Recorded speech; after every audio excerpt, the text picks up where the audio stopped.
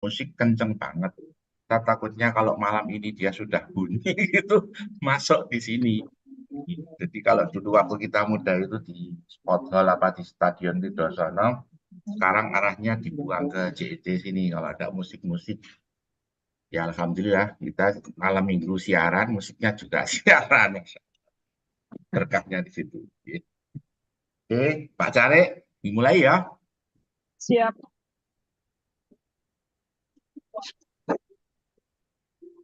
Assalamualaikum. Bismillahirrahmanirrahim. Assalamualaikum warahmatullahi Oke. wabarakatuh. Waalaikumsalam warahmatullahi wabarakatuh. Alhamdulillahirabbil alamin wa bihi nasta'in Ya, ala umuri dunya doanya. waddin. Doanya. Wassalamu ala asrofil anbiya'i wal mursalin wa ala alihi wa Ye. sahbihi ajma'in amma ba'du. Asyhadu alla ilaha illallah wa asyhadu anna Muhammadan abduhu wa rasuluh. Rabbi shrah li sadri wa yassir li amri wal 'uqdatam min lisani yafqahu qawli ya ba'du. Yang terhormat dan yang kami hormati Pak Ustadz Dr. Insinyur Haji Amir Hamzah MT. Terima kasih Pak Ustadz Amir untuk kali yang pertama beliau berkenan hadir di Zoom kami di Zoom Sabtu pengajian Adem Kiati. Mungkin ada yang belum kenal, beliau ini adalah dosen dan dekan di Fakultas Sains dan Teknologi dan Informasi Universitas Akprin. Dulu namanya Akprin ya Pak Ustadz. Sekarang Universitas Dulu Akprin. namanya Institut Institut Teknologi Akprin dulu. Institut Teknologi. Sekarang menjadi Universitas Akprin ya. Oke, alhamdulillah. Sekali lagi terima kasih banyak Pak Ustadz Amir sudah berkenan hadir di Zoom kami di Zoom Sabtu pengajian Adiyati. Dan yang berikutnya yang kami hormati Bapak-bapak, Ibu-ibu jamaah Zoom yang Adiyati yang seolah malam hari ini dirahmati Allah. Terima kasih kembali kami haturkan atas kehadiran panjenengan semua di Zoom pada malam hari ini. Dan alhamdulillahirabbil alamin, puji syukur kita panjatkan kehadirat Allah Subhanahu wa taala atas segala limpahan rahmat, taufik dan hidayatnya. Maka di malam hari ini Allah memberikan kita nikmat sehat, nikmat sempat, diberikan kesehatan, diberikan panjang umur ya, sehingga kita kembali bisa bersilaturahmi di dalam pengajian Jom Sabtu pengajian Adem Hati. Sholawat serta salam tak lupa tercurah kepada junjungan kita Nabi Abu Muhammad Sallallahu Alaihi Wasallam, keluarga dan sahabat-sahabatnya yang telah memberikan manfaat dan syafaatnya kepada kita umat manusia sampai di akhir nanti. Dan Bapak Ibu yang kami hormati, marilah pengajian di malam hari ini kita buka bersama-sama dengan membaca basmalah. Bismillahirrahmanirrahim. Untuk selanjutnya monggo Al-Qur'annya dibuka nggih. Insyaallah malam hari ini kita akan tadarus suratnya di surat Al-Imran. Ayatnya dari 29 sampai ke 32 nih Pak Ustadz. Dan alhamdulillah malam hari ini kembali Bu Guru Siti Bahirah dan Mbak Anim Yawadani yang akan bertugas. Semoga Bu Guru waktu kami. Siap. Bismillah. Assalamualaikum warahmatullahi wabarakatuh. Waalaikumsalam. warahmatullahi wabarakatuh. أعوذ بالله من الشيطان الرجيم بسم الله الرحمن الرحيم قل إن تخفوا ما في صدوركم أو تبدوه يعلمه الله ويعلم ما في السماوات وما في الأرض والله على كل شيء قدير يوم تجد كل نفس ما عملت من خير محضرا وما عملت من سوء تود لو أن بينها وبينه أمدا بعيدا ويحذركم الله نفسه والله رؤوف بالعباد قل إن كنتم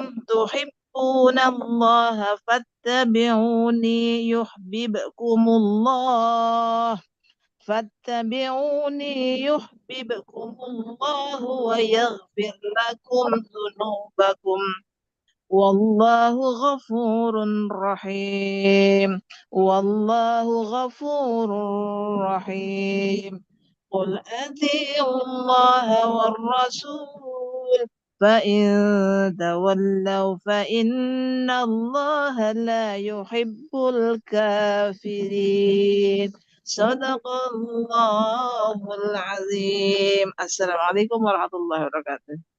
Waalaikumsalam. Aku berlindung kepada Allah dari godaan setan yang terkutuk. Dengan nama Allah yang Maha Pengasih, Maha Penyayang. Katakanlah, jika kamu sembunyikan apa yang ada dalam hatimu, atau kamu nyatakan, Allah pasti mengetahuinya. Dia mengetahui apa yang ada di langit dan apa yang ada di bumi. Allah Maha Kuasa atas segala sesuatu. Ingatlah, pada hari ketika setiap jiwa mendapatkan balasan atas kebajikan yang telah dikerjakan di hadapan kepadanya. Begitu juga balasan atas kejahatan yang telah dia kerjakan. Dia berharap sekiranya ada jarak yang jauh antara dia dengan hari itu. Dan Allah memperingatkan kamu akan diri siksanya. Allah Maha Penyayang terhadap hamba-hambanya. Katakanlah Muhammad, jika kamu mencintai Allah, ikutilah aku. Niscaya Allah mencintaimu dan mengampuni dosa-dosamu.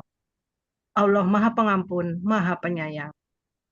Katakanlah Muhammad, taatilah Allah dan Rasul. Jika kamu berpaling, ketahuilah bahwa Allah tidak menyukai orang-orang kafir. Maha benar Allah dengan segala firman-Nya. Wassalamualaikum warahmatullahi wabarakatuh. Waalaikumsalam warahmatullahi wabarakatuh. Alhamdulillah wa syukurillah. Terima kasih banyak ya Wajah Siti Bahira dan Mbak Anindya Wardani yang sudah memimpin tadarus di malam hari ini. Dan Bapak Ibu yang kami hormati, alhamdulillah di malam hari ini kita akan ditemani oleh Bu Dr. Julita Nurdahyati sebagai moderator. Monggo Mbak Julita, waktu kami persilakan. Nggih, matur nuwun Mas Dudi. Suara saya terdengarkah? Hujan, ini baru mulai hujan soalnya. Sip. Bagus. Oke. Assalamualaikum warahmatullahi wabarakatuh. Waalaikumsalam. Waalaikumsalam warahmatullahi Alhamdulillahirabbil wabarakatuh. alamin. Kembali kita berjumpa kembali pada semua jamaah ngadem ke hati pada malam hari ini. Salam kenal ya Pak Ustadz. Tadi saya Salam kenal. dengar penjelasan dari Mas Dudi kalau penjenengan dosen di Fakultas Sains dan Teknologi gitu. Nggih. Kalau di Undip Sains dan Matematika. Saya kebetulan dinasnya di Sains dan Matematika. Oh, gitu. Jadi bedanya karena di sini ada teknologi, jadi tidak ada fakultas tidak Sains dan Teknologi gitu. Teknologi informasi sebenarnya. Nah, Sains dan ada teknologi. informatika Pak. Kalau di Sains di Undip itu ada informatika. Iya. Bapak Ibu jamaah, pada malam hari ini Ustadz Amir Hamzah akan menyampaikan tausiahnya. Semoga apa yang akan disampaikan nanti menambah cinta kita kepada Allah, pada Rasul, sehingga kita akan mendapatkan kebahagiaan dan kesejahteraan. Begitu ya Ustadz. Selama 1 jam ke depan, monggo Ustadz, kami sampaikan waktu sepenuhnya.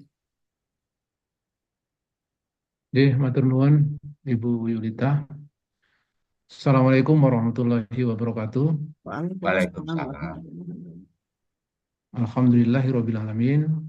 Wa bihi nasta'inu ala umuri dunya waddin. Asyhadu alla ilaha illallah wa asyhadu anna Muhammadan abduhu wa rasuluh. La nabiyya ba'da. Allahumma sholli wa sallim ala sayyidina Muhammad wa ala alihi wa ashabihi ajmain. Alhamdulillah, puji syukur kita panjatkan kehadirat Allah SWT pada malam ini. Ya, kita bisa bertemu dengan jamaah Zoomiyah dan jamaah YouTubeiyah. Ya, salam kenal yang ini Pak Dudi, ya tadi ada Pak Eko, Ibu Yulita, dan ya banyak ini Tante Leli terutama yang menjadi menjadi wasilah saya bisa berkenalan dengan pengajian ngadem ke ati ya. Jadi saya ketika melihat pengajian ngadem ke ati Padmanaba, saya sudah sering mendengar Pak Padmanaba, tapi nggak ngerti artinya. Ketika kemudian saya mencoba browsing, ternyata artinya luar biasa ya. Dan filosofinya luar biasa. Teratai merah di tengah kolam yang filosofinya adalah tetap bersih meskipun lingkungannya berubah-ubah ya. Nah, ini saya ketika kemarin ditanya tentang tema gitu ya. Ini saya mencoba ini ya, menghubungkan antara kebetulan kita waktu janjian mau mengisi ini masih di bulan Maulid ya. Jadi bulan ketika kecintaan kita kepada Rasulullah sedang tinggi-tingginya, sedang di-push gitu ya dengan berbagai macam peringatan Maulid dan diingatkan oleh para ustadz dengan kewajiban kita mencintai Allah dan Rasul. Kemudian ngadem ke hati ini saya membaca kehidupan kita ini betul-betul membuat hati panas. Hati kita tuh panas. Hati kita mungkin banyak marah ya menghadapi berbagai macam situasi yang kadang-kadang ya tidak bisa masuk di akal ya. Ada seorang anak SMP diperkosa oleh ya anak usia SMP kemudian dibunuh ya. Ada lagi seorang bakul gorengan diperkosa kemudian dibunuh. Kemudian bagaimana koruptor yang besar-besar dibiarkan. Itu semua membuat hati panas gitu ya. Nah, mungkin pengajian yang sudah episode 191 ya. Berarti sudah 3 tahun, ya hampir menuju 4 tahun ya mudah-mudahan. Nah, dan saya sempat lihat di YouTube-nya sudah sangat banyak ya yang di-share di uh, YouTube channel ya. Nah, pada malam ini saya mengambil tema mencintai Allah, cinta Allah, cinta Rasul itu adalah sumber dari apa ya kebahagiaan hidup ya. Dari mana nalarnya, dari mana logikanya bahwa cinta Allah, cinta Rasul adalah sumber ketentraman dan kebahagiaan hidup. Tadi sudah dibacakan oleh Ibu Yulita ya, yang surat Al-Imran 31 ya. A'udzubillahi minasyaitonirrajim. Qul in kuntum tuhibbunallah ya. Katakanlah jika kamu mencintai Allah ya. Jadi di sini ada langsung kata-kata Allah in kuntum tuhibbunallah. Jika kamu mencintai Allah, fattabi'uni ya, maka ikutilah aku ya. Yuhibbukumullah. Maka Allah akan mencintai kamu ya. Wa yaghfir lakum dzunubakum dan akan mengampuni kamu wallahu ghafurur rahim ya. Dan sebelum ayat ini Allah mengingatkan kita tentang apa yang akan menjadi balasan kita di akhirat nantinya ya.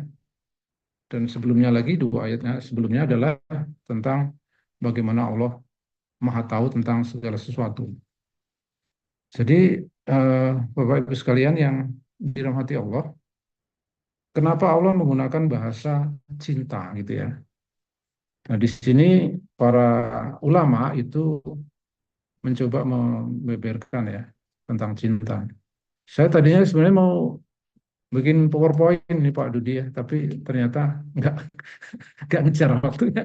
Ya. Jadi mudah-mudahan cukup tidak terlalu mengganggu ya. Jadi cinta menurut Al-Azhari salah satu tokoh ulama itu arti cinta seorang hamba pada Allah dan Rasulnya adalah mengikuti dan mentaati, ya. Mengikuti dan mentaati Allahnya. Kemudian menurut Al-Baidawi cinta itu adalah keinginan untuk taat. Ya. Nah, kemudian ada lagi Az-Zujat itu mengatakan cinta menaati keduanya, ya maksudnya Allah dan Rasulnya. Ya. Dan ridho terhadap segala perintah dan segala ajaran yang dibawa oleh Rasulullah. Ya. Jadi ridho inilah yang terungkap dengan ungkapan raditu billahi robba wa bil Islam madina, wa bi Muhammadin nabiyya wa rasulah. Nah, lantas bagaimana cinta Allah kepada manusia ya? Cinta Allah kepada manusia itu artinya adalah ampunan ya, ridho dan pahala ya. Jadi Allah itu ketika mencintai hambanya, maka dia akan memberikan ampunan, ya, akan ridho. Dan ada satu ayat yang bagaimana Allah itu memanggil hambanya supaya hambanya itu menjadi hamba-hamba yang Allah ridhoi ya. Nah, sehingga ketika kita hidup ini mengikuti apa yang sudah digariskan oleh Allah dan Rasulnya, maka kita ridho dan Allah akan ridho ya. Jadi itu cinta antara Allah dengan hamba dan hamba kepada Allah ya. Nah, tentu cinta hamba kepada Allah itu bukan sesuatu yang mudah ya, karena Allah kan bukan zat yang bisa kita indra ya. Yang kita indra hanyalah gejalanya ya. Jadi kalau Allah itu yang bisa kita logikakan, adanya Allah itu bisa kita logika ya. Jadi adanya Allah itu bisa kita logika, bahwa tidak mungkin alam semesta yang sedemikian luar biasa di makrokosmos ya, planet, bintang, galaksi yang sedemikian rumit dan teratur itu kok terjadi dengan begitu saja tanpa ada pencipta ya. Jadi sungguh tidak masuk akal orang yang mengatakan bahwa semuanya itu ada hanya proses demi proses alami yang tidak ada yang namanya Tuhan. Orang ateis itu gitu ya. Orang yang tidak percaya bahwa pencipta itu ada. Nah, kemudian di banyak ayat di Al-Quran itu hanya membimbing kita untuk merenungkan ciptaannya. Ya. Jangan merenungkan atau memikirkan Allah itu sendiri. Oleh karena itu ketika kita mencintai Allah, Allah membimbing ya. In kuntum tuhibbunallah fattabi'uni, maka gitulah aku. Nah, ini di sini lari kepada cinta Rasul. Ya. Cinta kepada Rasul. Nah, Bapak Ibu sekalian yang dirahmati Allah, cinta kepada Rasul ini lebih mudah ya. Karena Rasul meskipun kita tidak bertemu, kita dengan mudah membaca kisahnya di Al-Quran. Ya, kalau kita membaca kitab Asbabun Nuzul ya, begitu banyak dikisahkan seolah-olah Rasulullah hidup ya. Setiap ayat yang kebetulan ada Asbabun Nuzulnya itu seperti menghadirkan Rasulullah kepada kita ya, kehidupan kita. Sehingga mencintai Rasul lebih mudah ya. Apalagi Rasul itu juga manusia seperti kita. Dia juga menangis, dia juga tidur, dia juga jalan, dia makan, dia punya istri, dia punya anak, dan seterusnya, sehingga lebih mudah. Ya. Nah, cinta kepada Rasul ini ada banyak kisah ya. Ketika Qul in kuntum tuhibbunallah ini turun itu ya, Rasul pernah memegang tangan Umar bin Khattab dalam satu forum ya. Wahai Umar, apa pendapatmu tentang cinta gitu ya. Nah, kemudian Umar mengatakan, aku mencintai engkau ya Rasulullah ya, lebih dari siapapun kecuali diriku gitu ya. Nah, Umar mengatakan itu, aku mencintai engkau ya Rasul lebih dari siapapun kecuali diriku. Nah, Rasul mengatakan enggak begitu Umar, ya. Keliru itu gitu ya. Terus gimana? Kamu harus mencintai aku lebih dari apapun termasuk dirimu gitu ya. Kemudian Umar mengulangi ya, ya Rasul saya ralat ya, aku mencintai engkau lebih dari siapapun ya, lebih dari apapun yang aku cintai gitu ya. Nah, sehingga ada satu hadis diriwayatkan oleh Bukhari, dikatakan bahwa tidak beriman seseorang hingga aku, kata Rasul, hingga aku lebih ia cintai dari orang tua, anak, istri, dan manusia seluruhnya. Nah, ini kan sebuah teori ya di dalam hidup ini tentang bagaimana kita membuat yang namanya hierarki cinta ya. Hierarki cinta. Karena ketika kita salah di dalam membuat hierarki cinta ini, ya itulah sumber kecelakaan hidup, sumber kekacauan, sumber segala macam kemungkaran. Itu karena seseorang keliru di dalam menyusun hierarki yang ada di dalam hidup dia. Ya. Nah, sehingga di dalam surat At-Taubah ya, surat ke-9 ayat 24 nanti bisa dibuka, At-Taubah ayat 24 itu Allah mengatakan, katakanlah wahai Muhammad ya, jika bapak-bapak kamu, anak-anak kamu, saudara-saudara kamu, istri-istri kamu, keluarga kamu, harta kekayaan yang kamu miliki, bisnis yang kamu cintai, lebih kamu cintai daripada Allah dan Rasul-Nya dan berjuang di jalannya, maka tunggulah. Gitu ya. Tunggulah, maksudnya Allah mengancam. Nah, jadi ini Bapak Ibu sekalian dirahmati Allah, kelihatan sekali bahwa Al-Quran dan hadis itu begitu rinci gitu ya. Jadi kita dalam hidup ini tentu mencintai istri kita, mencintai anak kita, mencintai jabatan kita, mencintai ya kekayaan kita semuanya. Ya, tetapi kata Rasul, kalau itu semua lebih gitu ya, lebih dari Allah dan Rasulnya, maka tunggulah ya. Allah itu mengazab ya, mengancam gitu ya. Sehingga memaksa kita tentu ya yang paham bahwa memang urutan pertama itu harus Allah dan Rasulnya. Kalau kita mencintai istri kita, anak kita, ya tentu dalam rangka cinta kita kepada Allah dan Rasulnya. Kenapa demikian? Karena Allah dan Rasul itu adalah sesuatu yang akan kita temui. Ya. Sementara anak, istri, segala itu adalah sesuatu yang akan kita tinggalkan. Ya. Begitu nyawa kita dicabut, maka semua yang kita miliki, yang kita cintai itu akan kita tinggalkan dan kita akan menuju ke cinta yang sesungguhnya, yaitu Allah dan Rasulnya. Gitu ya. Sehingga ada pernyataan Anas bin Malik ya, mengatakan aku mencintai Rasulullah, aku mencintai Abu Bakar, aku mencintai Umar, aku ingin masuk surga bersama mereka meskipun amalku belum sehebat amalan mereka. Nah, begitu. Jadi sekarang bagaimana nih ya Bapak Ibu sekalian? Bagaimana kita mengungkapkan gitu ya.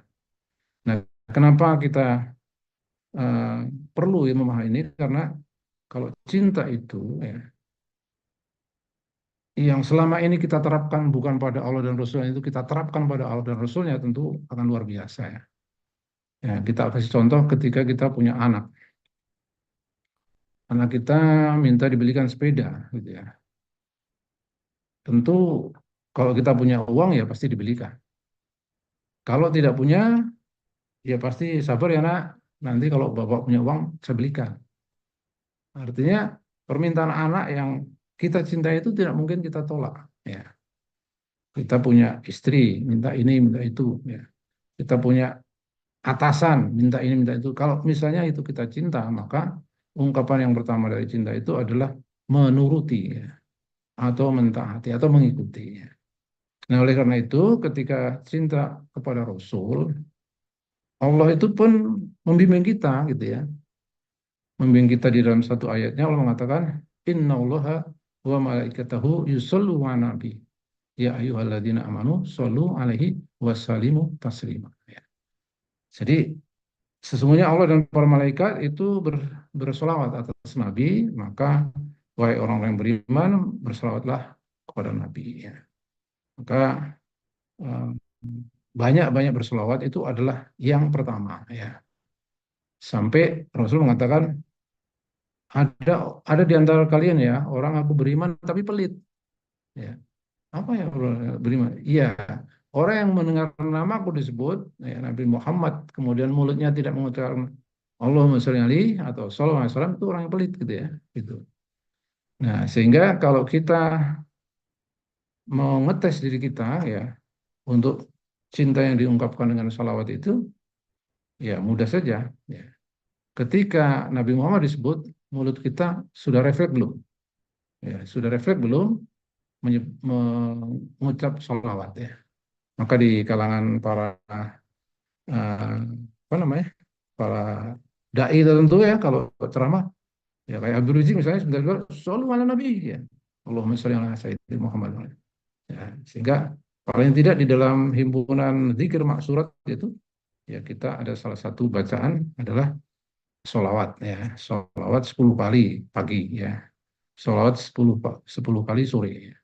Dan sholawat itu kan ada yang pasti tidak bisa kita hindari kan ya, yaitu kita bersolat ya, bersolat di sana kan ada sholawatnya ya. Tapi di luar sholat tentu kita sebanyak-banyaknya ya, karena Allah saja bersolawat gitu ya, malaikat bersolawat apalagi kita. Nah itu yang pertama ya. Kemudian yang kedua adalah beramal sesuai dengan ini ya, dengan amal Rasulullah ya. Amal Rasul itu banyak sekali ya. Jadi yang pertama masalah makanan ya. Masalah makanan itu banyak ya. Makanan-makanan yang halal dan thayyib ya. Makan tidak terlalu kenyang ya.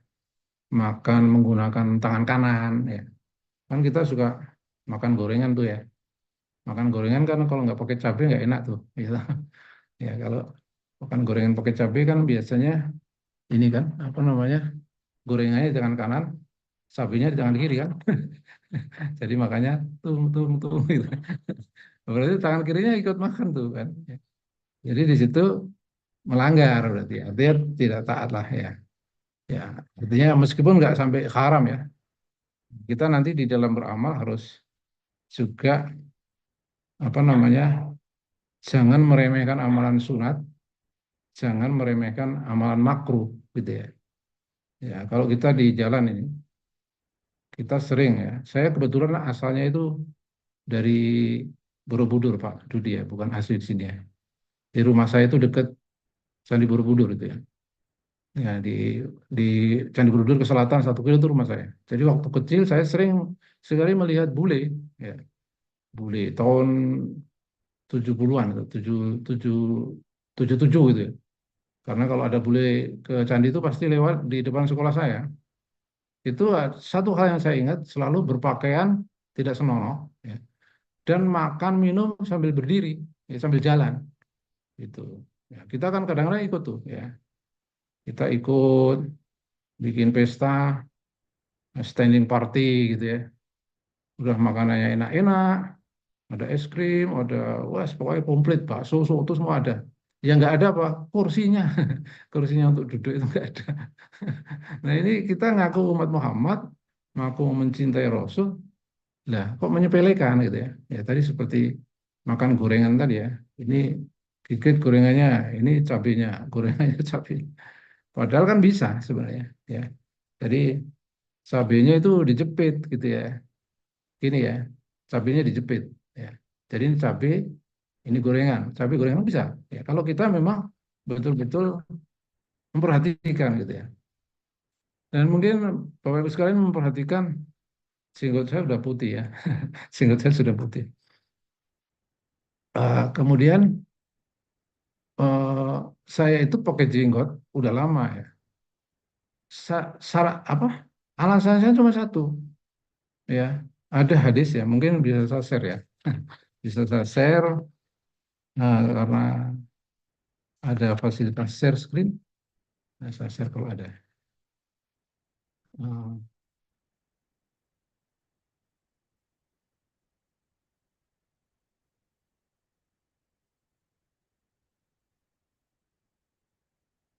Kelihatan betul ya? Kelihatan.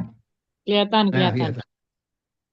Jadi hadis ini memang sering jadi ini ya.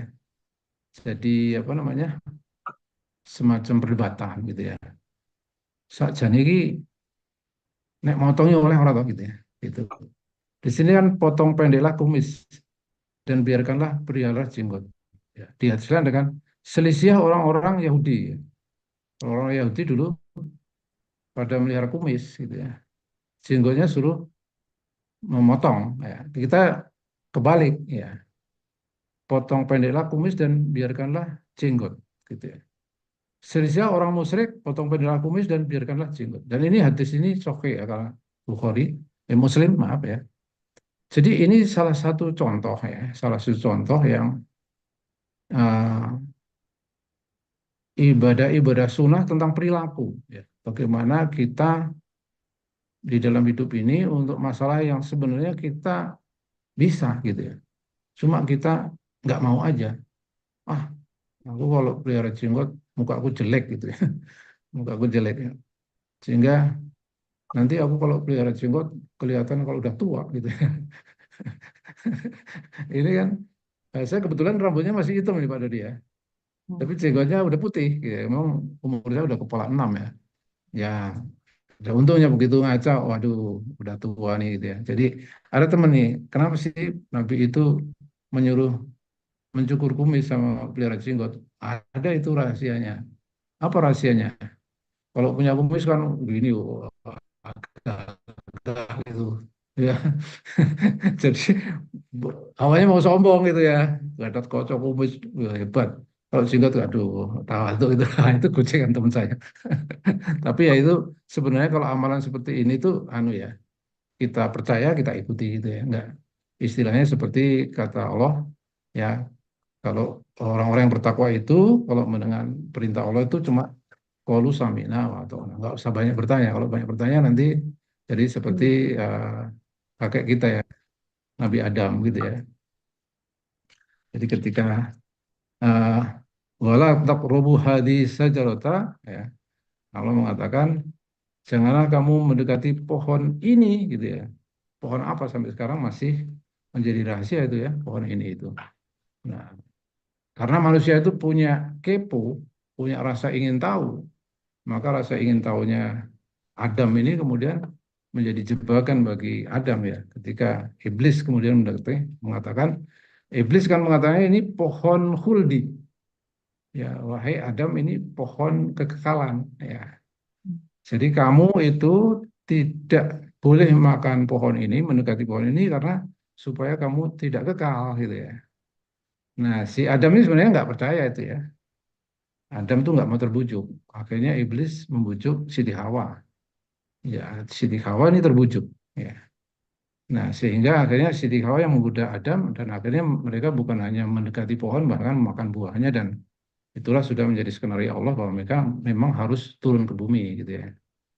Nah, jadi Bapak Ibu sekalian yang dirahmati Allah, tadi yang pertama kembali kepada cara kita mencintai Rasul itu adalah dengan mengikuti amalannya ya, mulai dari makanan, pakaian, ibadahnya gitu ya, zikirnya, sholawatnya, baca Al-Qur'annya ya, pokoknya semuanya gitu ya.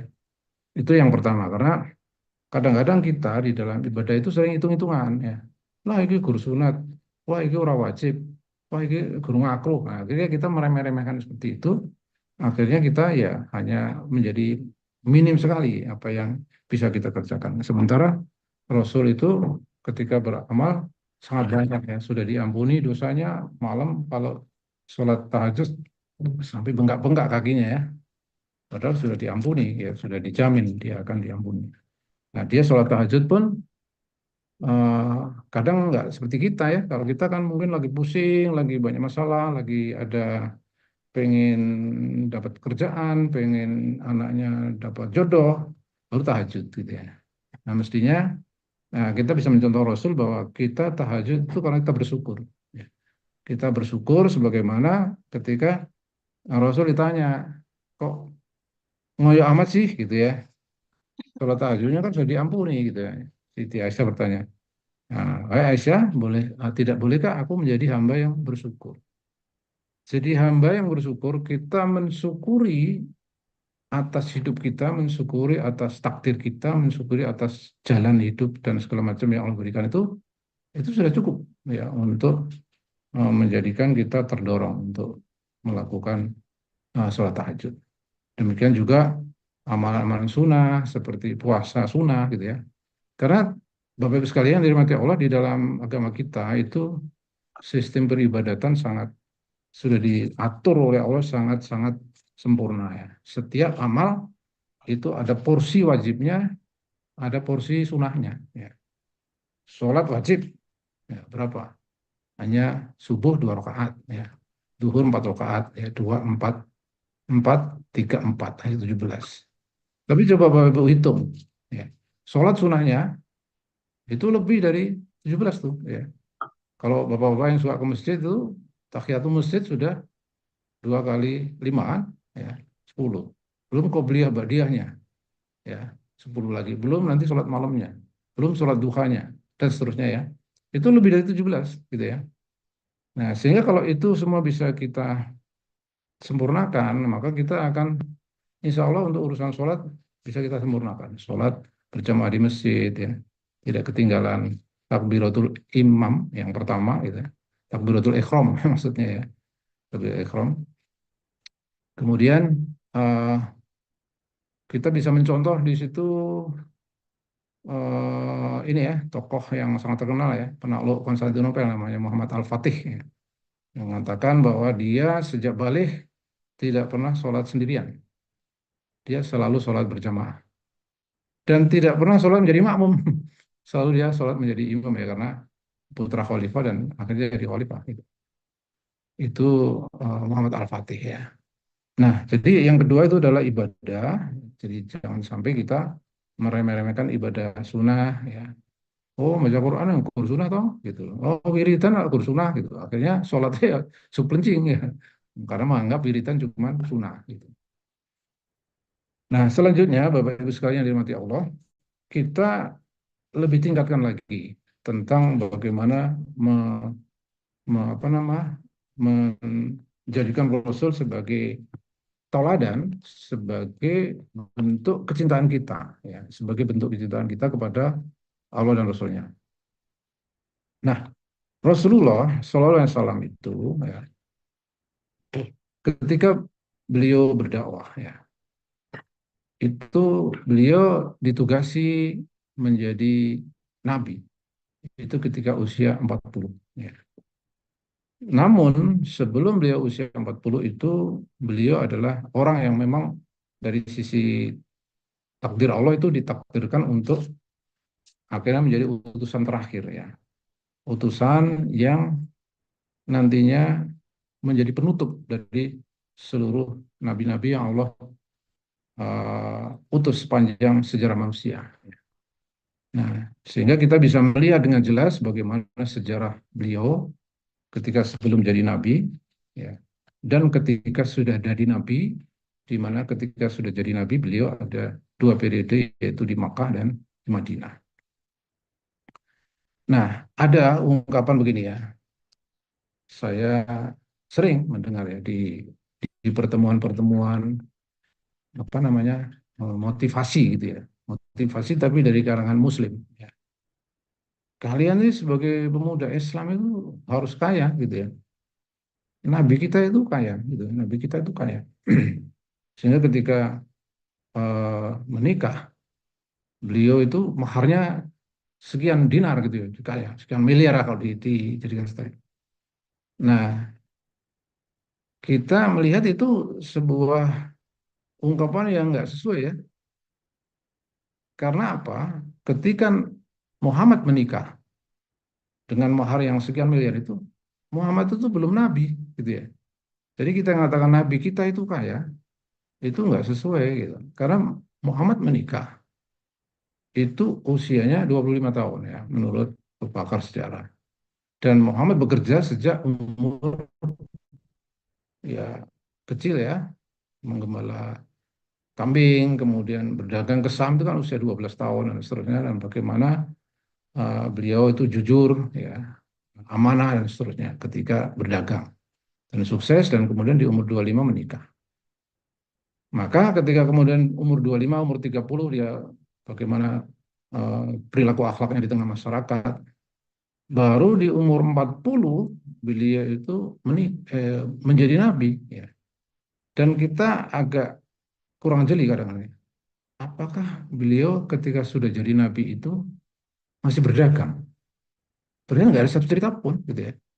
Bahwa nabi ketika dia nggak jadi nabi masih berdagang, ya, perjalanan ke Sam, bawa dagangnya Khadijah enggak. Ya.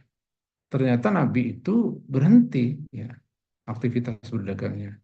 Bahkan banyak kisah ketika beliau wafat harta Khadijah habis gitu ya.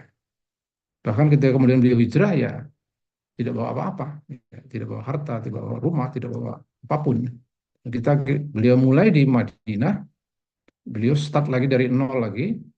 Bahkan beliau memiliki istri yang dinikah ada di usia ketika beliau di tahun kedua, tahun ketiga, tahun keempat hijrah sampai itu ada istri sampai totalnya itu 10 ya, 11 dengan Siti Khadijah. Dengan kondisi rumah tangga yang kadang ada ngebul dapurnya, kadang tidak ya. Sehingga ada terkenal, wahai Aisyah, apakah ada yang bisa dimakan hari ini?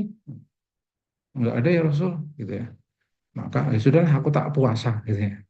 Nah, kita mungkin sampai setua ini enggak. Saya terus terang belum pernah gitu ya. Puasa karena enggak ada yang dimakan gitu ya. Itu berarti kan Rasul itu kondisinya enggak seperti kata motivator tadi. Ya.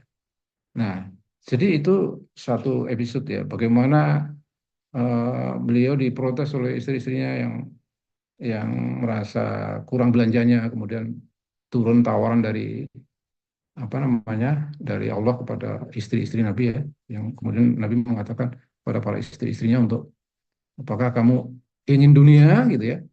Kalau kamu ingin dunia maka mari akan saya ceraikan dengan baik-baik.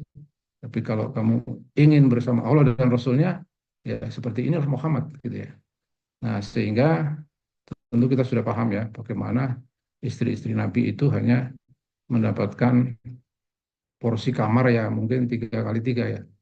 Karena menurut saya itu deretan kamar-kamar istri yang bukan rumah sendiri-sendiri yang lebar luas itu bukan ya. Bahkan Nabi sholat malam pun sok kesandung-sandung Siti Aisyah tidur gitu ya. Berarti luas apa kamarnya tidak luas. Baik, Bapak Ibu sekalian yang dirahmati Allah, kalau kita melihat saat ini gitu ya. Kita melihat saat ini sebenarnya kita ini mengaku mencintai Rasul, ya, mengaku mencintai Allah, ya, gerakan sholawat ada di mana-mana, tetapi kenapa kejahatan juga ada di mana-mana? Kenapa perjudian online marak di mana-mana? Gitu ya. Kenapa miras ya? Miras ini luar biasa ya.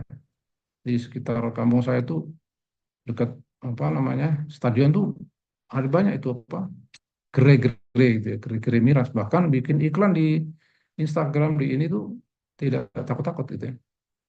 Bahkan negeri kita sendiri mengalami sebuah kondisi gitu ya yang sangat memprihatinkan ya. Dari sisi apapun ya. Dari sisi politik, bagaimana memilih pemimpin, dari sisi ekonomi, bagaimana hutang kita yang sangat besar ya. Fondasi ekonomi kita, bahkan fondasi ekonomi dunia, itu adalah 2 hal yang paling dibenci oleh Allah dan Rasul.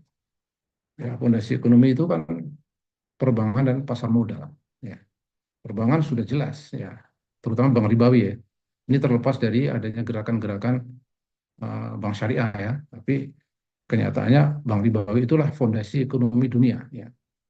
Sehingga tidak ada satupun negara di dunia ini nggak punya utang. Ya. Jadi kalau kita bandingkan utang kita dengan utang Amerika, wah, masih sedikit, baru 8.000 triliun masih sedikit gitu. Tapi ternyata kekayaan kita yang sangat banyak itu tidak membuat negeri kita itu kaya, rakyat kita kaya.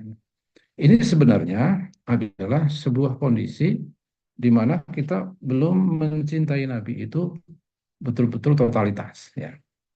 Nah, sehingga Bapak Ibu sekalian dirahmati Allah, ya, saya kasih ilustrasi. Ya. Saya ini memiliki sebuah apa ya, sebuah pengertian bahwa yang namanya Islam itu adalah sebuah sistem gitu ya. Jadi kalau sebuah sistem itu utuh ya diterapkan, maka pasti ya nanti kita akan mendapatkan sebagaimana yang Allah janjikan ya. Nanti bisa Bapak Ibu buka ya di surat Al-A'raf ayat 96 ya. Al-A'raf ayat 96 itu mengatakan walau anna ahlal qura amanu wattaqau la fatahna alaihim barakatim minas sama' wal ard walakin kadzabu fa akhadnahum bima kanu yaksibun. Seandainya penduduk negeri itu mau beriman ya, insya Allah kita ini semua sudah beriman ya. Yang hadir malam ini saya yakin semua sudah beriman ya. Sudah beriman. Cuman ketika bicara amal soleh gitu ya, kita amal soleh ya harus kita muhasabah ya, kita Amal soleh seperti apa ya? Ya, di sana dikatakan walau ana al-qura amanu wattaqo. Penduduk negeri itu beriman bertakwa, ya. La fatahna, pasti akan aku buahkan barokah dari langit dan bumi. Ya. Walakin kadzabu, apabila mereka mendustakan, maka akan aku siksa mereka. Nah, Bapak Ibu sekalian, di mana letak kita mendustakan? Ya, kalau dari konteks negeri kita, ya, kita banyak nih Bapak Ibu mendustakannya ya. Berarti kita pasti ingat di sekolah dulu diajari ya. UUD 45 ya, diajari pembukuan UUD 45 mengatakan atas berkat rahmat Allah kan gitu ya, atas berkat rahmat Allah.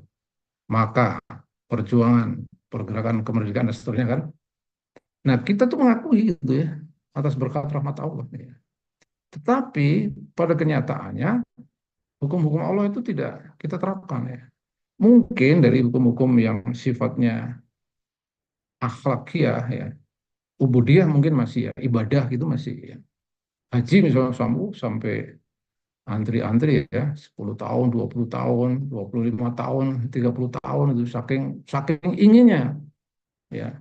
Jadi kadang saya berpikir begini, ya ini mungkin nanti bisa Bapak Ibu bisa tidak setuju ya.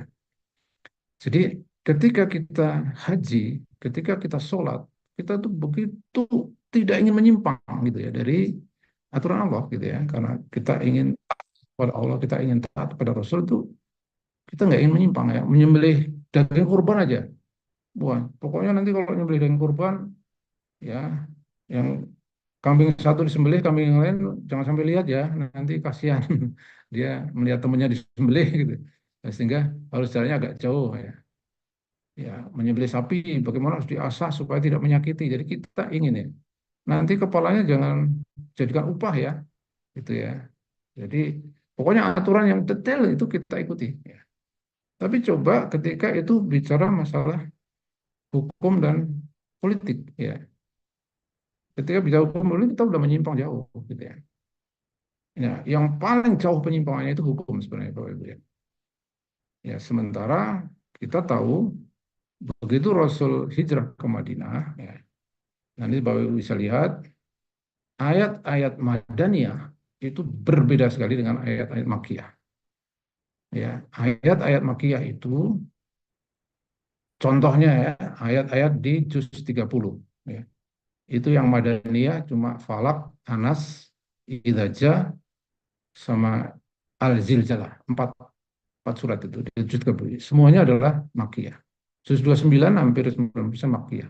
28 juga Makkiyah. Apa isinya Makkiyah? Yaitu beriman kepada Allah dan hari akhir.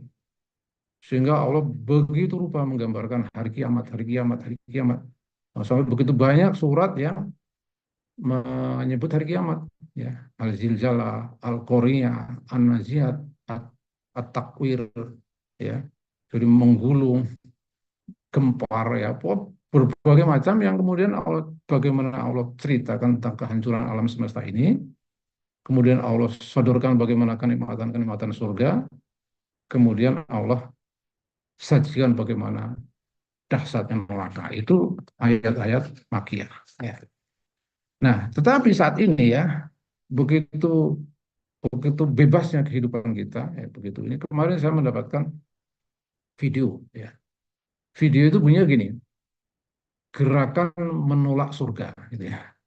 Mungkin ada yang pernah mendapat ya, gerakan menolak surga. Kita adalah orang-orang yang menolak surga, gitu dia. Tapi salamnya gini, salamnya rahayu, rahayu, gitu ya. Nah, jadi dia di punggungnya pakai pakai tulisan kaos Islam Pancasila begitu ya. Nah, kemudian dia pidato. Kita ini bukan orang-orang yang memonopoli surga. Seperti mungkin kita itu dianggap memonopoli surga ya. Kita yang berpendapat hanya orang Islam yang masuk surga itu kita pasti dituduh memonopoli surga. Padahal kita hanya mengatakan itu firman Allah ya yang mengatakan bahwa tadi yang dibaca terakhir juga begitu kan di surat Al-Imran ayat 32 tadi ya. Jadi Allah tidak menyukai orang-orang yang kafir ya. Ayat 32 ya. Kafir itu apa ya? Tidak beriman ya. Bahkan saking lemahnya kita mengatakan tidak beriman, kafir itu pun takut ya. Jadi orang-orang yang bukan Islam itu bukan kafir. Orang yang bukan Islam itu non-Muslim. Gitu ya. Jadi kalau kafir nanti tak tersinggung gitu. Nah, itulah Bapak Ibu ya. Jadi ayat-ayat hukum yang kita buang, sudah lama sekali kita buang ya. Nanti bisa dibuka di catatan saya itu surat An-Nur ayat 2. Ya. Itu tentang hukuman bagi anak muda ya, atau bagi putra putri yang melakukan perzinahan. Itu surat An-Nur ayat 2.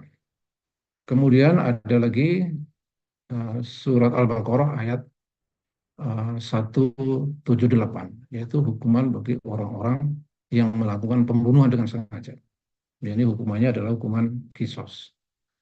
Kemudian ada lagi surat Al-Maidah ayat 38, yaitu hukuman bagi orang-orang yang melakukan pencurian. Ya. Nanti secara fikih yang disebut mencuri itu apa? Mencuri potong tangan, mencuri permen, potong tangan nggak? Oh, nanti ada nisabnya. Mencuri gorengan satu, potong tangan. Enggak, nanti ada nisabnya, ada fikihnya sendiri. Tapi yang ingin saya katakan adalah bahwa semua itu sudah hilang digantikan dengan kitab KUHP ya. Dan saya membaca kitab KUHP yang terbit setelah Indonesia merdeka 78 tahun, yaitu KUHP yang membatalkan semua KUHP yang warisan Belanda. Jadi kita merdeka, hukum KUHP kita itu masih warisan Belanda, dan baru betul-betul KUHP buatan negeri kita sendiri tahun 2023. Dan itu pun kalau kita lihat pasal-pasal tentang apa hukumannya berzina, apa hukumannya mencuri, apa hukumannya itu jauh, nggak ada hubungannya sama Al-Quran. Gitu. Nah inilah yang menjadi penyebab ya Bapak Ibu, yang menjadi penyebab seluruh kerusakan ya. Dan Allah memberikan sebuah gambaran tentang situasi kita yang membuat hidup kita panas gitu. Panas, hati kita panas. Itu adalah di dalam surat Ar-Rum ayat 41 ya. Surat Ar-Rum ayat 41 itu Allah menggambarkan ya. Zuharul fasad fil bari wal bahri bima kasabat aidinas ya. Sungguh telah terjadi kerusakan ya. Kerusakan perilaku, kerusakan berbagai macam kerusakan ya. Ya, fil bari wal bahri berarti kerusakan yang total di mana-mana, di lautan, di daratan ya. Bima kasabat aidinas, akibat tangan-tangan manusia. Nah ini menurut salah satu mufasir yang dimaksud dengan bima kasabat aidinas itu adalah bimaksiatillah, karena maksiatnya manusia kepada Allah. Maksiat manusia kepada Allah adalah ketika manusia itu mengatur sendiri kehidupannya dengan membuang aturan-aturan yang berasal dari Allah. Ya. Nah sehingga dia akan terjerumus kepada aturan-aturan yang tidak adil, aturan-aturan yang dolim, aturan-aturan yang akhirnya hanya menguntungkan pihak tertentu dan merugikan pihak tertentu yang lainnya jumlahnya sangat banyak. Nah, itu adalah gambaran-gambaran bahwa ketika Islam ini sebagai sebuah sistem kehidupan, yang harusnya sistem itu kita ambil dengan sempurna, sebagaimana memang Allah perintahkan. Jadi Allah memerintahkan kita untuk mengambil Islam itu secara sempurna, ya. Jadi bukan hanya ibadahnya, hanya makanannya, hanya akhlaknya, hanya pakaiannya, bukan. Tapi juga sistem hukum, sistem politik, sistem ekonomi, dan seterusnya. Nah itu perintahnya sangat jelas gitu ya. Ya, perintahnya ada di dalam surat Al-Baqarah ayat 208 ya. Dan itu seruannya ya ayyuhalladzina amanu. Ya ayyuhalladzina amanu ya. Udkhulu fis-silmi kafah ya. Atau bacanya ya ayyuhalladzina amanu udkhulu fis-silmi kafah. Jadi Allah merintahkan, wahai orang yang beriman yang sudah ngaku beriman kepada Allah dan Rasul, yang aku cinta kepada Allah dan Rasul, udkhulu fis-silmi kafah ya. Masuklah kalian ke dalam Islam itu dengan kafah ya. Ambil Islam semuanya sebagai sebuah sistem ya. Wala tattabi'u khutuwatis syaitan, dengan kalian mengikuti langkah setan. Jadi kalau kita ini sekarang nggak kafah, sebenarnya kita sedang mengikuti langkah setan ya. Maka hidup kita penuh dengan masalah gitu ya. Innahu huwa ya. Wala tattabi'u khutuwatis syaitan innahu lakum aduwwum min, sesungguhnya setan itu adalah musuh bagimu gitu ya. Nah, sehingga bagaimana sekarang hubungannya ya? cinta Allah, cinta Rasul kok bisa menenteramkan. Nah, ini saya akan mengutip mungkin sebuah ayat yang langsung berbunyi gitu ya. Jadi satu ayat Ar-Ra'du ayat 29 ya. Surat 13 ayat 29. Alladzina amanu wa amilus solihat ya. Beriman dan amal soleh ya. Amal solehnya adalah amal yang sesuai dengan perintah Allah dan Rasulnya ya. Di seluruh bidang gitu ya. Di sini dikatakan orang-orang yang beriman dan amal soleh ya. Alladzina amanu wa amilus solihat tuba ya. Mereka itu bahagia ya. Mereka itu bahagia ya. Lahum wa husnu ma'ab ya. Dan bagi mereka adalah tempat kembali yang baik. Jadi tuba ini di dunia ini ya, di dunia ini. Nabi pernah mengatakan baiklah kalian kepada keluarga kalian, kepada istri kalian. Dan sesungguhnya aku adalah orang yang paling baik pada istriku. Tadi sudah kasih gambaran, Nabi itu ya rumahnya seperti itu. Kondisi ekonominya makan sehari-hari seperti itu.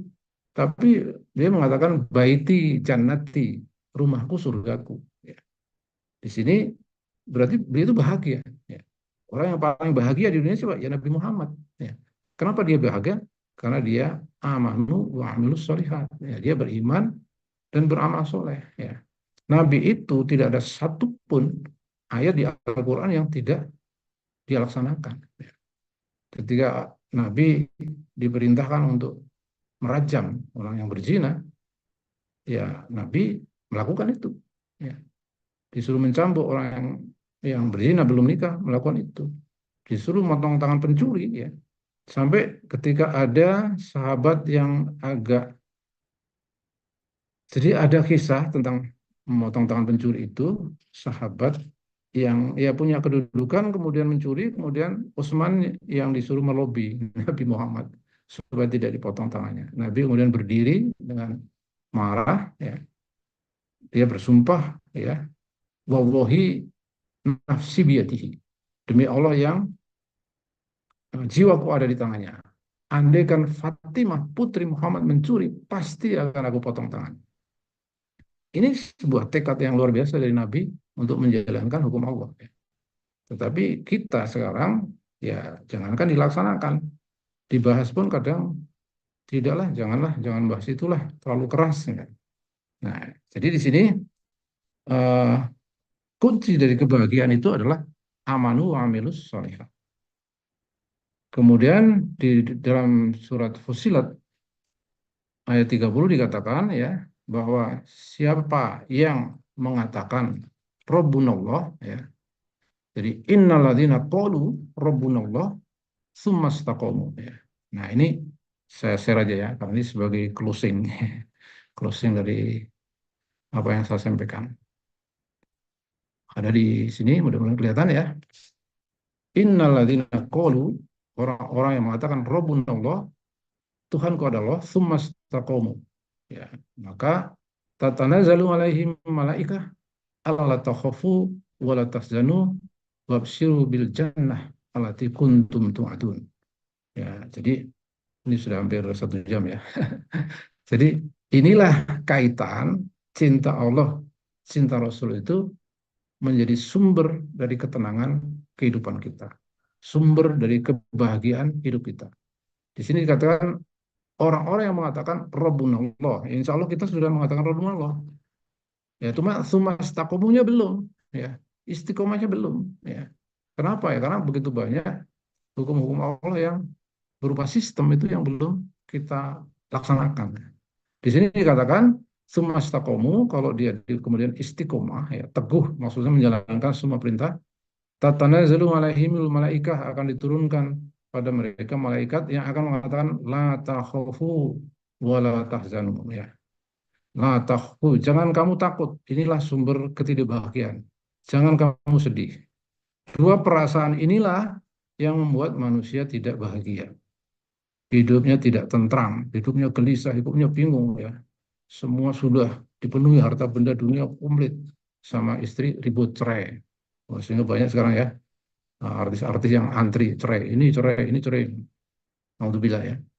Jadi demikian ya Bapak Ibu sekalian, sebagai bahasan dari judul yang coba saya sampaikan bahwa sesungguhnya kita itu kenapa disuruh mencintai Allah, mencintai Rasul ya, terutama mencintai Rasul itu dalam hal ketaatan ya. Di sini Allah berjanji ya. Semua orang mengatakan Tuhan kami adalah Allah ya. Tsumastaqomu, kemudian istiqomah menjalankan perintah-perintah Allah, maka tidak rasa takut, tidak rasa sedih ya. Kalau kita tahu betul peta hidup kita ya, kita itu kaya miskin semua sudah diatur oleh Allah. Sakit sembuh sudah diatur oleh Allah. Hidup mati sudah diatur oleh Allah. Sehingga semua kita akan kembali kepada Allah ya. Kalimatnya kan innalillah wa inna ilaihi rajiun. Kalimat itu luar biasa ya.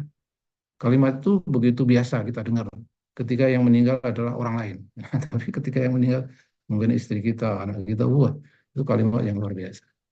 Demikian ya. Nah, mungkin nanti bisa disambung dengan tanya jawab. Untuk sementara kurang lebih seperti itu. Mudah-mudahan jadi pemahaman, dan kalau ada kekeliruan, kekurangan semata-mata dari kurangnya ilmu saya. Terima kasih. Assalamualaikum warahmatullahi wabarakatuh. Waalaikumsalam. Terima kasih Ustadz Amir ulasannya tentang cinta kepada Allah dan cinta kepada Rasul. Monggo Bapak Ibu jamaah, apabila ada yang mau bertanya bisa langsung menyampaikan kepada Ustadz atau bisa menuliskan di forum chat. Sebentar. Saya boleh nanya, Mbak Yulita. Monggo, langsung. Ada beberapa pertanyaan sini. Tadi dikatakan bahwa Allah mencintai kita itu dengan ampunan, ridho, dan pahala gitu loh. Nah, itu bagaimana kita tahu bahwa Allah itu sudah mengampuni kita, Allah itu sudah ridho pada kita gitu. Bagaimana kita bisa tahu gitu loh. Itu yang pertama. Kemudian tadi menanggapi yang apa, motivator itu kan banyak yang apa, Nabi itu kaya gitu. Itu mungkin juga karena kan di rukun Islam itu kan ada zakat dan haji ya, dan itu kan kita butuh harta untuk bisa melaksanakan itu gitu. Jadi mungkin memotivasi kita supaya kita bisa melaksanakan semua rukun Islam gitu ya. Itu mungkin itu dugaan saya dan gitu ya. Terus yang ketiga, apakah ada negara yang sudah menerapkan sistem Islam secara kafah gitu ya? Mungkin kita melihat apa mungkin negara-negara teluk, tapi kan juga kenyataannya mereka kan masih pakai sistem kerajaan gitu yang itu sementara yang sama sekali tidak dilaksanakan Rasulullah gitu. Kemudian yang terakhir, jika sistem hukum Islam itu berlaku, bagaimana dengan orang yang tidak beragama Islam? Apakah dia juga berhukum dengan hukum Islam atau mereka punya hukum sendiri gitu? Ya begitu Pak Ustaz. Matur nuwun. Jazakallah khair. Ya. Oke, terima kasih Tante Lady ya. Allah ridho kepada kita itu bagaimana dia tahu. Ya. Sebenarnya Allah sudah memberikan ini ya, sudah memberikan clue, sudah memberikan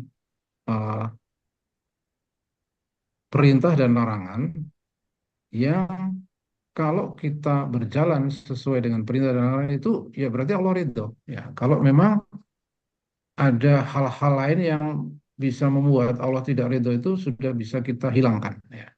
Misalnya kita beramal sholat ya, misalnya untuk bapak-bapak ya. Allah melalui Rasulullah mengatakan sholat berjamaah 27 derajat lebih baik. Kemudian kita mengejar itu. Kita ke masjid, kenapa? Saya ingat itu. Ingat hadis Rasul itu. Rasul mengatakan kalau mendengar adzan, terus ada orang-orang yang bisa ke masjid, tapi dia tidak segera ke masjid, rasa-rasanya aku ingin membakar rumah orang itu. Apa sih yang ada di rumah yang membuat dia itu nggak segera berangkat ke masjid? Nah itu kemudian ada sih perdebatan ulama ya. Ada yang kemudian mengatakan sunnah muakkad, ya, ada yang mengatakan wajib sholat berjamaah itu bagi laki-laki. Jadi insya Allah kalau kita bisa memahami itu, kita bisa merasakan kok keridhaan Allah itu ya. Ini kalau saya bisa jalan ke masjid, tapi saya malas, saya di rumah, ini Allah nggak terlalu ridho nih ya, nggak terlalu ridho. Gitu. Ini sudah adzan, saya masih sibuk dengan komputer saya masih sibuk dengan rapat saya, sebenarnya bisa diputus. Ini pasti Allah nggak ridho. Nah, jadi ridhonya Allah itu melalui benernya amalan kita. Ya. Jadi Allah melarang kita makan haram. Haram itu bukan hanya bendanya. Ya. Jadi ayam, bangke kita makan, ya haram. Ya. Ayam bener, ya disembelih tidak dengan nama Allah, ya disembelih dalam rangka untuk disajikan untuk sesaji, ya, kita makan ya haram. Ya. Allah melarang riba dengan berbagai macam bentuknya. Riba itu wah, luar biasa ya. Kejahatan riba itu, kedoliman dan dosa riba itu luar biasa. Ya, sampai dikatakan 1 dirham dari riba itu lebih baik, lebih berat dosanya daripada berzina dengan 36 pelacur. Begitu ya. Nah, jadi riba itu ada 7 tingkatan, kemudian yang paling ringan seperti orang berzina dengan ibunya. Ini luar biasa itu riba itu. Maka ketika negara kita misalnya bahkan mendanai hidupnya, mendanai bagaimana negara ini berputar pakai hutang, hutangnya riba. Udah hutang riba dikorupsi lagi, waduh berlipat-lipat. Maka Allah nggak ridho. Allah nggak ridho dengan bangsa ini. Ya. Apa nggak ridho ya? Ya pasti terjadilah ya. Sistem di skala pribadi maupun skala negara ya yang namanya riba itu mengerikan ya. Mungkin suatu saat nanti bisa kalau ada waktu bisa khusus untuk riba itu ya. Jadi sekarang ini dunia itu diatur pakai riba ya. Pakai riba. Nah, sehingga itu jelas di pidato Nabi terakhir ya. Khutbah Haji Wada terakhir. Itu ada kalimat riba sudah aku musnahkan gitu ya. Itu ada kalimat itu ya. Wahai kaum muslim ya adalah kalian itu sesama darah kalian, harta kalian itu haram ya. Mulia bersih ya. Jiwa kalian haram ya. Dan aku sudah memusnahkan riba itu salah satunya. Tapi ketika kemudian kita meninggalkan sistem Islam yang sempurna itu ya, dan 1 abad yang lalu sistem Islam runtuh, ya, sebelum runtuh pun riba itu sudah mulai masuk, ya, mulai masuk ke dalam sistem Islam dan bukan hanya mata uangnya, bukan hanya perbankannya, terutama perbankannya ya. Ini menurut saya kalau mungkin ada di antara para jamaah yang masih aktif di perbankannya. Nah, itu yang pertama. Jadi ridho itu adalah ketika kita yakin ya bahwa amalan kita itu sudah sesuai dengan perintah Allah dan larangan Allah. Ya. Kita puasa misalnya ada waktu puasa, berbukanya bagaimana, sahurnya bagaimana, mengawalkan berbuka, mengakhirkan sahur, kemudian apalah semua amalan-amalan kita itu kita berangkat kerja, ya, naik kendaraan ada doanya gitu ya. Nanti masuk ruangan assalamualaikum bismillah bekerja semua karena ini perintah Allah. Jadi ketika ini perintah Allah, ini perintah Allah, ini perintah Allah, insya Allah itu kita bisa rasakan di dalam hati ini. Ya. Ridho itu berarti hatinya tenang. Coba Bapak Ibu bayangkan koruptor yang berkorupsi sekian triliun itu. Nah, itu pasti nggak ridho Allah. Ya. Dan pasti hatinya nggak tenang. Ya, karena uang yang dia dapatkan dengan kedoliman itu pasti nanti ya hanya minum minuman keras, main wanita gitu ya, seperti kemarin yang ada di internet itu ya, ada seseorang yang tertangkap kamera lagi minum minuman keras dengan harga yang sekian juta gitu ya.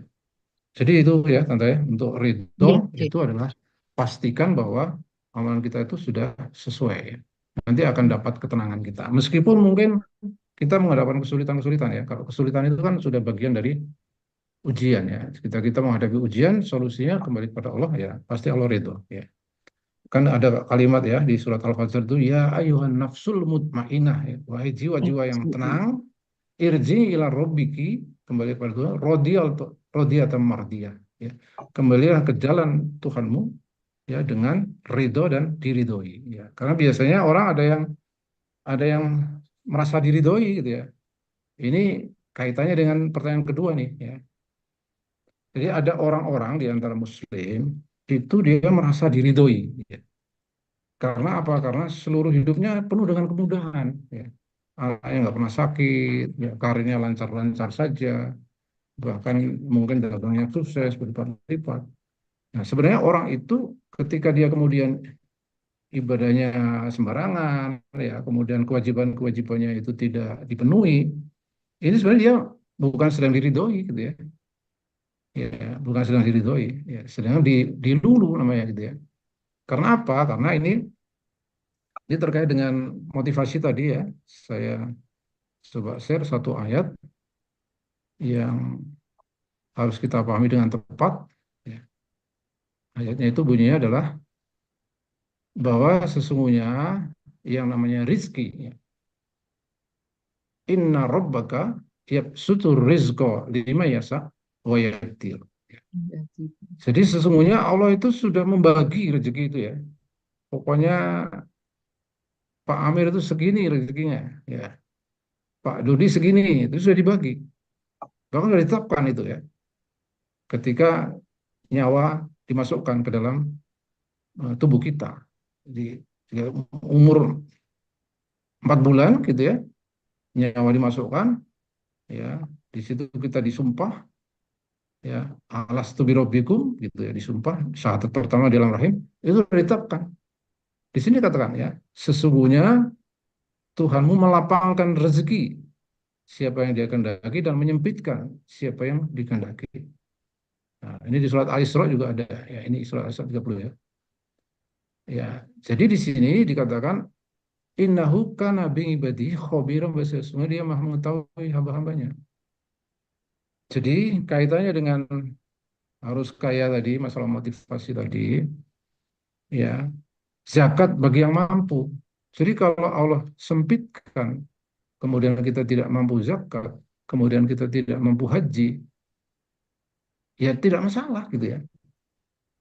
Bahkan ada amalan kalau untuk haji ya, zakat belum kita temukan ya. Barang siapa sholat subuh di masjid berjamaah, kemudian dia berzikir sampai matahari terbit, ya, kemudian ditunggu ya waktu duha, kemudian dia sholat syuruk, ya, maka pahalanya seperti haji dan umroh, ya. Sempurna, sempurna, sempurna. Jadi orang miskin bisa pakai itu kalau dia mau nyari pahala haji. Bahkan ada kisah seorang haji dapat haji mabrur, tidak pernah naik haji. Jadi gini saya melihat, kewajiban haji itu berlaku bagi semuanya, nggak harus kaya, nggak harus kaya. Ya, karena yang kaya nggak berangkat kan banyak ya, nggak budal-budal banyak urung panggilan, padahal panggilannya sudah 1.500 tahun yang lalu gitu ya. Bagaimana kita melihat seorang pemulung, ya, seorang tukang bubur, seorang tukang ojek, seorang tukang sampah naik haji, ya, itu masalah kemauan, ya.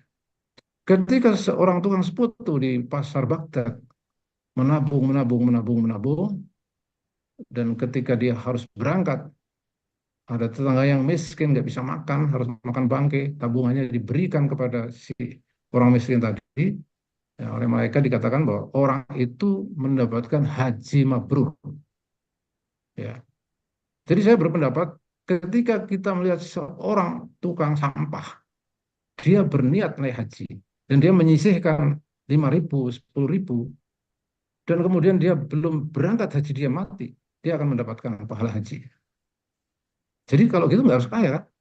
Cuman masalahnya, ya mungkin aku saya ini umur semene aku mendaftar, tapi ya sudah, berarti kan nggak usaha. Ya. Gitu ya, untuk haji itu saya melihat banyak kisah yang nggak harus kaya gitu ya. Nggak harus kaya, nggak harus nanti motong-motong antrian terus ikut apa ya plus plus plus plus sampai akhirnya malah mendolimi orang yang lain kan. Sekarang di kasus haji kemarin kan gitu ya, orang haji reguler dijual ke plus, wah akhirnya malah orang-orang yang ditolimi. Saya soalnya punya pengalaman Bapak mau nggak? Ya, eh, apa namanya, supaya antrinya nggak 10 tahun gitu. Ditawari gitu saya, karena saya harus nunggu 10 tahun waktu. Gimana ya, senui Bapak ini gini. Saya berpikir, kalau saya masuk, berarti saya mendolimi. Ya. Harus ada urutan yang harusnya daftar dulu dari saya, berangkat dari saya, ya sudah. Kalau nanti 10 tahun kemudian Allah mengambil saya, ya mudah-mudahan Allah dicatat sebagai sudah melakukan haji, gitu ya. Jadi itu yang untuk motivasi masalah kaya. Sesungguhnya Allah lah yang membagi, menyempitkan, melonggarkan, tetapi kitalah yang menentukan halal haramnya. Ya. Pencuri itu rezekinya dari mana, Bapak Ibu? Ya. Pezina, ya, saya wanita tunasusila itu rezekinya dari mana? Dari Allah. Tapi siapa suruh dia mencuri? Jadi dia manusia itu yang menentukan sendiri jalan rezeki haramnya dia tempuh. Koruptor itu rezekinya dari mana? Ya dari Allah. Tapi kan Allah sudah melarang, ya. Janganlah kamu memakan harta secara batil, gitu ya. Nah, sehingga dengan kata-kata itu sesungguhnya kemuliaan dan kehinaan bukan pada kaya dan miskin. Ya. Sahabat Nabi Utsman, Abdurrahman bin Auf itu kaya. Tapi sahabat Nabi Bilal bin Rabah, sahabat Nabi Abu Dhar, sahabat Nabi Salman nggak punya rumah, tidurnya di bawah pohon, itu mulia. Nah, jadi di kehidupan Nabi itu semuanya mulia. Yang miskin mulia, yang kaya mulia. Sekarang ini orang menganggap kalau kaya aku mulia, kalau miskin, oh kamu berarti nggak disayang Tuhan nih, rezekimu sempit, ya. Nggak begitu ya. Jadi ajal itu di tangan Allah, tapi husnul khotimah atau su'ul khotimah itu di tangan kita. Kalau kita ingin meninggal pas sholat, ya banyak-banyak sholat. Ya, kalau kita ingin meninggal pas puasa, ya seluruh puasa-puasa dikerjain. Ya. Dan kita berdoa supaya kita meninggal pas melakukan ketaatan. Itu. Jadi ajal, umur itu di tangan Allah, tapi apakah husnul khotimah, apa su'ul khotimah itu kita. Orang maunya mabuk, ya, main perempuan, mati di hotel pas mabuk, ya bukan salah Allah kan gitu. Gitu. Nah, yang ketiga, hukum Islam berlaku belum ada ya. Belum ada di dunia ini, bahkan Arab Saudi. Arab Saudi kemarin saya lihat ada 7 orang pemuda Pakistan memperkosa dan membunuh gadis Saudi dan dihukum pancung. Itu hukumannya masih ya. Tetapi dari sisi ekonomi, mata uang, pemerintahan, politik itu belum ya. Dan itu janji Allah saja. Suatu saat nanti dia akan kembali dan kita ini ditawari apakah kita menjadi orang yang ikut dalam bagian-bagian mengembalikan hukum Allah itu. Nah, mudah-mudahan ini pengajiannya Pak Dodi ini ya, ngadem ke hati ini nanti bisa menjadi salah satu urun gitu ya, bagaimana hukum Allah ini pasti akan kembali ya. Hukum Allah terus kembali ketika umat manusia udah buntu ya. Sekarang kan udah buntu ya. Mudah-mudahan begitu ya, sudah menjawab. Monggo, Nggih. lain.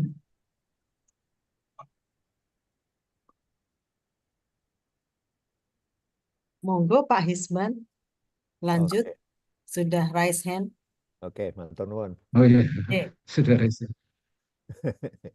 Eh, cerita kesederhanaan Nabi ini mungkin kalau diceritakan kepada anak-anak sekarang setengah nggak percaya atau kurang menarik. Ceritanya misalnya ada pengemis datang nanya Aisyah, cuman punya kurma aja, mau dikasih nanti makan apa? Itu nggak masuk akal. Anak-anak sekarang ceritain gitu-gitu itu, ini cerita opo gitu loh, nggak masuk akal. Jadi mungkin ini ajakan bagaimana ya menceritakan kesederhanaan Nabi kepada anak-anak sekarang tapi bisa diterima. Karena anak-anak sekarang juga tidak melihat contoh-contoh, bapak-bapak ustadz mohon maaf, di Republik ini susah juga untuk melihat contoh sesuai dengan Nabi kesederhanaannya dan sebagainya. Karena datangnya udah pakai mobil Alphard lah, apalah segala macam, ini menjadi kenyataan. Jadi bagaimana sekali lagi, bagaimana mempoles kesederhanaan Nabi, tetapi bisa diterima oleh anak-anak sekarang. Jadi tantangannya kepada para ustadz, terus terang aja ini aku juga, karena ustadz itu sekarang pakai manajemen. Yang ngatur itu manajemennya. Yang menentukan dia hadir atau tidak, tarifnya berapa itu manajemennya. Ustadznya pura-pura nggak tahu atau ya memang sebetulnya biar apa ya, pokoknya manajemen lah, urusannya sama manajemen. Jadi ini terus terang aja, saya juga kaget. Kapan itu kami mengundang Ustadz lewat Zoom, minta waktu gitu. Ya kita mau store segini gitu ya, nggak dapat jadwal. Begitu dinaikkan dua kali lipat, langsung ada jadwalnya.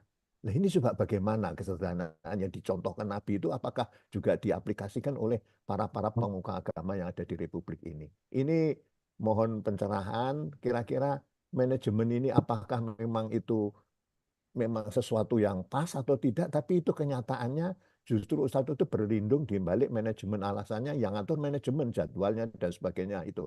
Jadi ini kenyataan di lapangan seperti itu. Jadi kesadaran Nabi yang dicontohkan oleh Ustadz kita ceritakan gini ini, anak-anak nggak bisa nerima karena kenyataan di lapangan tidak diwujudkan sederhana ini oleh tokoh-tokoh agama yang ada di sini. Mohon pencerahan, makasih. Terima kasih Pak Isban. Jadi kecintaan kepada Nabi itu akan otomatis muncul ya ketika kita dari kecil ya, dari kecil mendidik anak-anak gitu ya, anak-anak kita itu untuk senantiasa dekat dengan agama ya. Ini mungkin sekedar share aja ya. Saya punya anak 5 ya. Ketika anak saya yang pertama itu masuk, anak saya pertama, kedua, ketiga SD Muhammadiyah Sapen, anak saya masuk SMP 1. Begitu masuk kelas 1 sudah saya kursuskan primagama ya. Waktu itu dalam mimpi saya, mimpi orang tua, ya pasti nanti SMP-nya 1 nih, SMA-nya yang harus SMA 3 ya, 4 Tanabal atau SMA teladan gitu ya, karena saya dulu MUI itu teladan kelas 2 gitu ya, karena sekolah MUI saya itu dulu di Patangpuluhan, agak ke utara dari sekolah teladan. Jadi kalau hari Minggu itu pelajarannya berat-berat, matematik, fisika tuh, karena gurunya dari teladan gitu ya. Jadi dari teladan ngajar di MUI hari Minggu, karena MUI liburnya hari Jumat. Nah, singkat cerita, anak saya ketika kelas 1-2, saya antar jemput di pasar Condong gitu ya. Kelas 3, dia minta motor. Naik motor sendiri, nggak sampai setahun, motornya diprotoli. Poroknya dipotong, terus plat nomornya diamplas, jadi nggak baca itu. Waduh, saya pusing juga, ini gimana nih? Nah, pas lulus itu gurunya, kepala sekolahnya itu, pas saya ngambil jasa, Pak, putra Bapak ini kayaknya cocoknya di pondok gitu ya. Dia Gojek sebenarnya. Maksudnya gimana Pak? Ini yang lainnya itu cuma 7, 6, 7, 6, ini yang 8 cuma agama gitu. Perkataan kepala sekolah anak saya yang pertama itu, iya ya, kenapa saya nggak kepikiran ke pondok ya gitu ya. Makanya saya nyari Pak, nyari pondok di Solo waktu itu ada As-Salam, ada survei, aduh kurang cocok ini. Terus akhirnya saya ke Gontor, Ponorogo. Pola pendidikan 24 jam gitu ya, jam 4 harus bangun, baca Quran, sholat di masjid terus sampai jam 10 baru tidur. Dengan satu kamar 40 orang, dengan tanpa tempat tidur, dengan disiplin yang sangat ketat gitu ya. Akhirnya saya bismillah, saya masukkan sana mau. Dan kemudian 4 adiknya masuk sana semua, dari SD Gontor, SD Gontor kan. Alhamdulillah anak saya yang pertama udah selesai S3, yang terakhir baru S1, yang lainnya baru S2. Dan itu saya tidak merasakan yang seperti Bapak Isban tadi ya. Jadi sulit. Ya, kalau menyodorkan kisah Nabi tanpa ada kebiasaan mencintai sholat, kebiasaan mencintai puasa, kebiasaan mencintai sedekah, itu ya nggak masuk akal ya. Ketika di rumah sholat bapak ibunya nggak jelas, anaknya sholat atau tidak, pakai muslimah juga bapaknya juga nggak peduli dengan apakah menutup aurat atau tidak. Jadi mencintai Nabi itu nggak bisa langsung, ya. Nggak bisa kita seperti mencintai di Ponorogo gitu, atau misalnya pahlawan-pahlawan itu ya. Tapi dari ajaran kita. membaca Al-Quran, sholat berjamaah, mencintai ilmu dan seterusnya, maka ketika dihadirkan Nabi, ya, seperti tadi saya katakan, kita bacakan, oh ayat ini begini loh, dulu Nabi begini, begini, begini, betapa Nabi itu bukan hanya masalah miskin ya. Bahkan haji umroh itu kan sebenarnya nampak tilas bagaimana beratnya perjuangan Nabi menyampaikan Islam ke kita ini.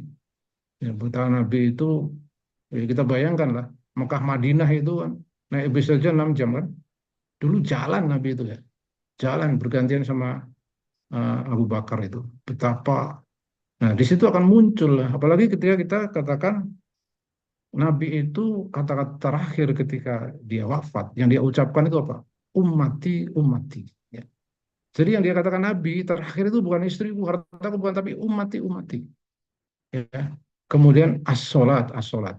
Kemudian an-nisa, an-nisa. Jadi 3 kata yang Nabi ucapkan di kalimat terakhir adalah umatku, umatku. Artinya dia mencintai kita, umatnya itu lebih dari kita mencintai Nabi. Nah, ketika pemahaman ini muncul ya, malu sama Nabi gitu ya, bisa. Malu kalau sama gini takut mendurhakai Nabi itu akan muncul gitu ya. Nah, sehingga eh, apa namanya? Kita di dalam menjelaskan tentang apa namanya? Kehidupan Nabi yang sederhana yang sangat sulit itu memang berat Pak. Apalagi tadi Bapak katakan ada, ya mohon maaf ya, ada ulama-ulama yang pakai manajemen, pakai tarif ya, memang seperti itu. Tapi itulah apa kenyataan di pasar ya, sehingga sekarang ini pun ada pasar apa ya namanya, pasar ide ya, pasar ide, pasar pendapat, pasar yang semuanya serba pasar. Tetapi sebenarnya itu ya kalau akhirnya tadi yang Bapak katakan, oh smart segini nggak ada waktu. Kalau dinaikkan tarifnya jadi ada waktu, ya itu sudah apa ya, bisa dikatakan menjual ayat ya. Nah, untuk bilah indalik. Jadi begitu Pak ya. Jadi untuk bisa menyampaikan kehidupan Nabi kepada anak-anak kita, generasi kita, pertama memang kita sampaikan visi hidup kita ya kepada anak-anak. Ya, terutama memang orang tua ya. Bahwa hidup itu untuk beribadah, untuk mencari ridha Allah, dan kalau ridha Allah itu ya pasti akan bukan hanya di akhirat, tetapi di dunia ini pun kita akan hidup dengan bahagia. Mungkin begitu ya, Pak. Jadi seperti itu, eh, tidak ujuk-ujuk disampaikan tentang kesederhanaan Nabi. Sementara anak-anak itu untuk hal-hal yang lainnya tidak tidak diupayain, betul nggak ya? Pasti mental gitu ya, pasti mental, jadi nggak percaya gitu. Nah, sementara kalau saat ini ya bukan hanya Nabi ya, sahabat Nabi pun untuk sekarang seperti nggak percaya ya. Ada sahabat Nabi yang punya makanan hanya untuk anaknya, terus ada tamu yang ini Nabi minta dijamu nih. Ya, ada sahabat yang mengatakan kepada istrinya, ada nggak makanan? Ada sih, tapi untuk anak-anak kita. Udahlah, anak-anak kita ditidurin. Ya, ini Nabi punya tamu yang perlu dijamu. Akhirnya orang itu pura-pura makan, tamunya dikasih makan. Ya, dan ketika itu diceritakan ke Nabi, Nabi menjawab, Allah tersenyum, gitu ya. Ini kan nggak masuk akal di dunia sekarang kan? Ya. Kita punya makanan hanya untuk anak kita, kemudian ada tamu datang minta makanan dan kita ikhlaskan anak-anak kita tidur dan kelaparan dan makanan untuk tamu kita. Tetapi itulah Nabi dan para sahabat gitu ya. Sehingga nanti kesederhanaan Nabi dan para sahabat itu sebuah motivasi yang luar biasa, tetapi menyampaikannya memang tidak bisa langsung dalam kehidupan kita yang sudah penuh dengan glamor sekarang ini, memang agak susah. Jadi memang harus dari segala lini ya, termasuk memperbaiki semua pemahaman-pemahaman ibadah akhlaknya itu, baru nanti dia bisa menerima. Demikian ya Pak Isma, mudah-mudahan bisa menjawab. Bagaimana Pak Isman?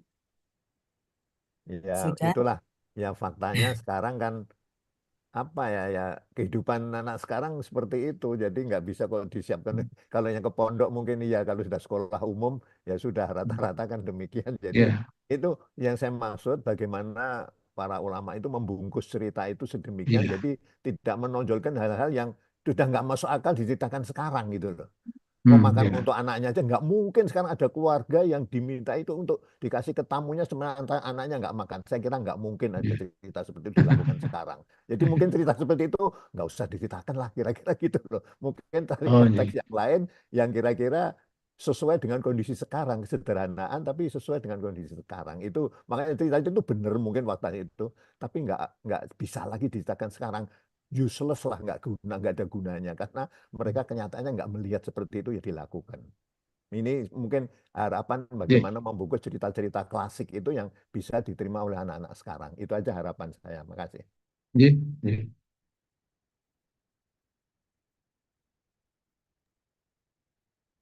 Masih Setuju. wonten? Ye. Monggo yang lain. Saya juga setuju ini. Kita kekurangan cara untuk Ya. mengenalkan Rasulullah kepada anak-anak zaman sekarang gitu ya. Kalau yang orang tuanya mengenal agama, kemudian mengajarkan sejak kecil juga kebiasaan sholat berjamaah, wudhu juga yang benar, itu insya Allah gak begitu kesulitan. Tapi ya itu tadi kembali, orang tuanya itu kan juga produk dari sebelum-sebelumnya, nenek-neneknya, kakak, yang beragam juga cara mendidiknya, Ya. tanamkan beragamanya. Monggo Bapak Ibu yang lain, masih ada waktu, kita masih bisa. Harus yang up to date mungkin. Karena anak sekarang jak perkoso koyo ini balik kanan. Ya itu. Ya. Cerita-cerita gitu itu wes nggak masuk akal. Ada Itu tambahan menjadi ini dan ya, alhamdulillah Pak Ustadz dan Pak Isbah Ya. yang bikin kenapa kok ngadem Hati bisa jalan terus sampai ke 191 kalau nggak salah ya. Nah itu setiap Ustadz yang saya japri itu jawabannya cuma siap Mas Dudi, insya Allah gitu loh. Makanya saya sampai merinding, ya Allah, kok sebegini dimudahkan Allah gitu. Adalah satu dua tapi dari berapa gitu hanya sepersekian. Kalaupun ada itu dia pernah, kemudian saya aturin lagi mungkin karena sibuk. Kemudian yang satu sudah beberapa kali, cuma saya ini kan dia ahli hukum gitu loh, pasti menarik. Cuma saya tanya ke teman, kok pakai, kok saya angin yo?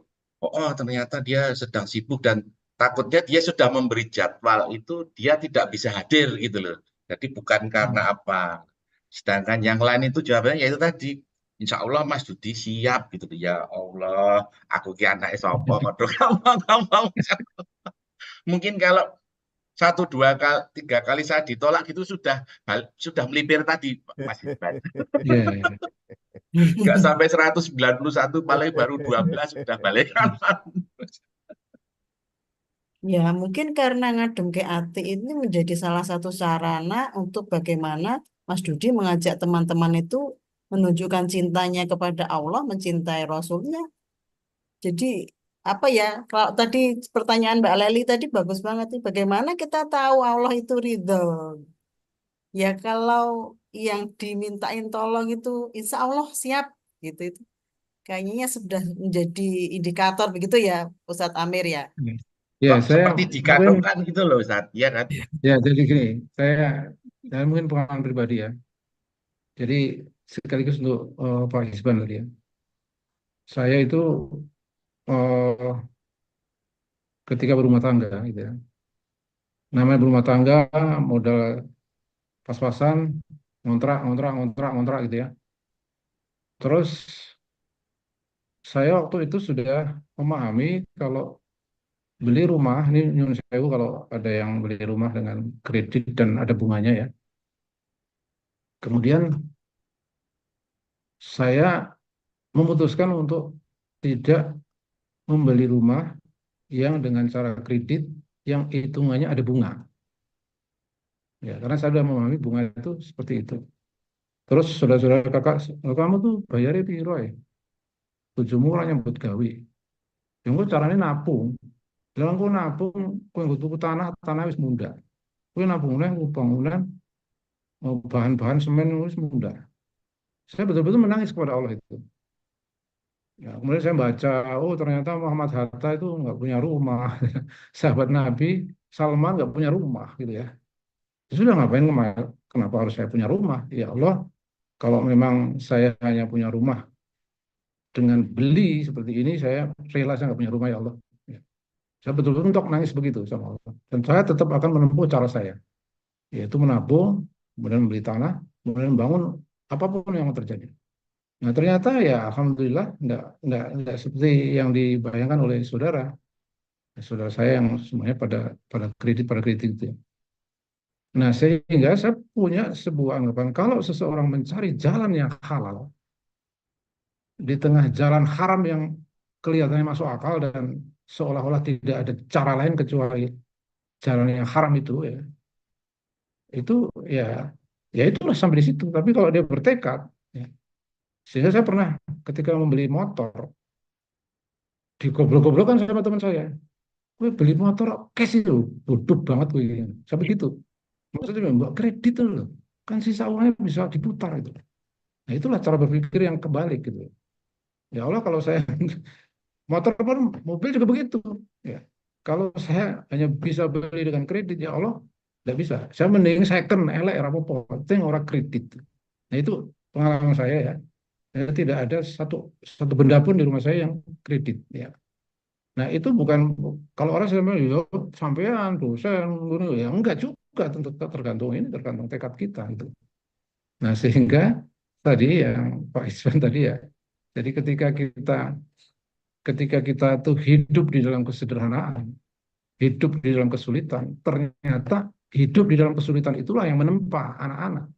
Karena dia dibesarkan dalam kesulitan, dibesarkan dalam kemiskinan, dia akan menempa kesabaran, tangguhan, dan itu saya renungkan setelah ini, oh iya ya, berarti dulu kalau misalnya langsung ada, jadi ketika satu saat anak saya tak antar ketika saya punya mobil, aku nggak mau Pak, malu Pak, aku kan biasanya diantar pakai motor, aku malu diantar pakai mobil. Sebenarnya temennya kebalik, aku nggak mau diantar pakai motor, aku maunya pakai mobil. Nah sehingga sebenarnya jalan hidup yang tadi bagi pribadi maupun tadi sistem negara itu kalau kita tempuh ya pasti ada hasilnya. Sekarang ini sebenarnya hasil ada ustadz yang jual mahal, yang pasang tarif dan seterusnya ini ya sudah bukan ustadz, itu mata pencaharian ya sebenarnya. Harusnya dia kalau memang punya uang, punya usaha harusnya ya kalaupun narip boleh lah atau nggak usah narip lah istilahnya. WPI gitu ya. Gitu. Jadi seperti itu kira-kira tambahannya. Jadi kita memang berada di dalam sebuah kehidupan yang ya bikin hati panas tadi. Bikin hati panas tadi perlu dingin. Ini saya tulis ini Pak Dudi ya di Facebook saya. Pengantarnya itu kita hidup di kehidupan sekuler liberal yang serba bebas, hukum nggak tegak, kita dipalak dengan pajak yang tinggi, setelah terkumpul dari pajak hanya dibagi-bagi di korupsi, bikin panas betul. Dan itu harus kita yakini adalah sebagai dampak saja bahwa kita melupakan aturan Allah dan Rasul gitu. Oke, bagus. Bagus ulasannya, Ustaz. Ini. Masih ada Bapak Ibu? Saya punya cerita. Monggo, Mbak Anin. Langsung Mbak Jadi, Anin. Pak Ustadz, Assalamualaikum. Anu, Waalaikumsalam. resepnya aja. Saya ini kata teman-teman sih kalau mualaf kan sudah lama. Dari tahun 2018 saya sudah mualaf. Cuma kalau sudah lama itu berarti bukan mualaf lagi, tapi mantan kafir katanya gitu. Saya ingin ini karena usia kan tidak muda lagi ya. Saya seusia teman-teman di Padmanaba juga, tapi saya dari SMA 1. Penyusup ini Ustaz. Yang resep aja bagaimana semua aturan untuk cinta Allah dan cinta Rasul itu kan ada di Al-Quran dan hadis. Nah, saya itu merasa cukupkah waktu saya untuk mempelajari Quran dan hadis sebagai bekal saya nanti di sana. Nyuwun resepnya mohon supaya istiqomah bisa tahu isi Quran itu apa gitu. Terus penting ya Ustaz minta resepnya. Matur nuwun. Langsung ya Pak Dudi ya langsung jawab ya. Jadi untuk Bu Anindya ya, ada apapun yang nantinya kita kerjakan banyak atau sedikit, ya lama atau sebentar, itu ujung-ujungnya nanti sama. Ujung-ujungnya adalah apakah kita itu termasuk orang yang diselamatkan oleh Allah, beruntung masuk surga, atau ya ke neraka dulu ya. Nah, naudzubillah kan kalau bisa kan ya nggak ke neraka gitu ya. Ya, karena ke neraka itu ya, dosa apa siksa paling ringan aja pakai terompah dari api, otaknya mendidih gitu ya. Naudzubillah. Kalau bisa ya surga ya. Jadi tidak, kalau kan Rasul menjanjikan setiap muslim pasti masuk surga. Cuma ada yang langsung, ada yang mampir dulu, mampirnya ada yang lama gitu ya. Ya kalau yang kafir kan sudah selama-lamanya. Jadi kalau pertanyaannya, eh, ada sebuah kisah yang bisa menjadi apa namanya, menjadi motivasi ya. Kalau kita membaca hadis kan paling banyak dari Abu Hurairah gitu ya, paling banyak tuh ya. Gimana sih kisah Abu Hurairah? Abu Hurairah itu merasa terlambat masuk Islam. Ya, jadi masuk Islamnya, konyolnya sudah berubah Islam, dia terlambat. Nah, karena terlambatnya itu dia tidak ingin berpisah dari Nabi. Ya, bahkan dia nggak nikah, ya, nggak sempat nikah. Ya. Jadi beliau kemanapun Nabi itu dia ikut. Ya, dia tidurnya di namanya Al-Sufah ya, ada kayak Masjid Nabawi zaman sekarang ya. Itu maksud dia tidurnya di emperan masjid itu ya. Ya, sehingga begitu banyak hadis yang dalam waktu 3 tahun dia bersama Nabi itu dia kisahkan. Nah, baru ketika Nabi itu wafat, baru dia menikah. Ya, baru dia menikah, punya anak dan seterusnya. Ini satu motivasi ya. Jadi bagaimana ada orang Islam sejak kecil gitu ya, sudah dewasa, baca Quran aja masih males gitu ya.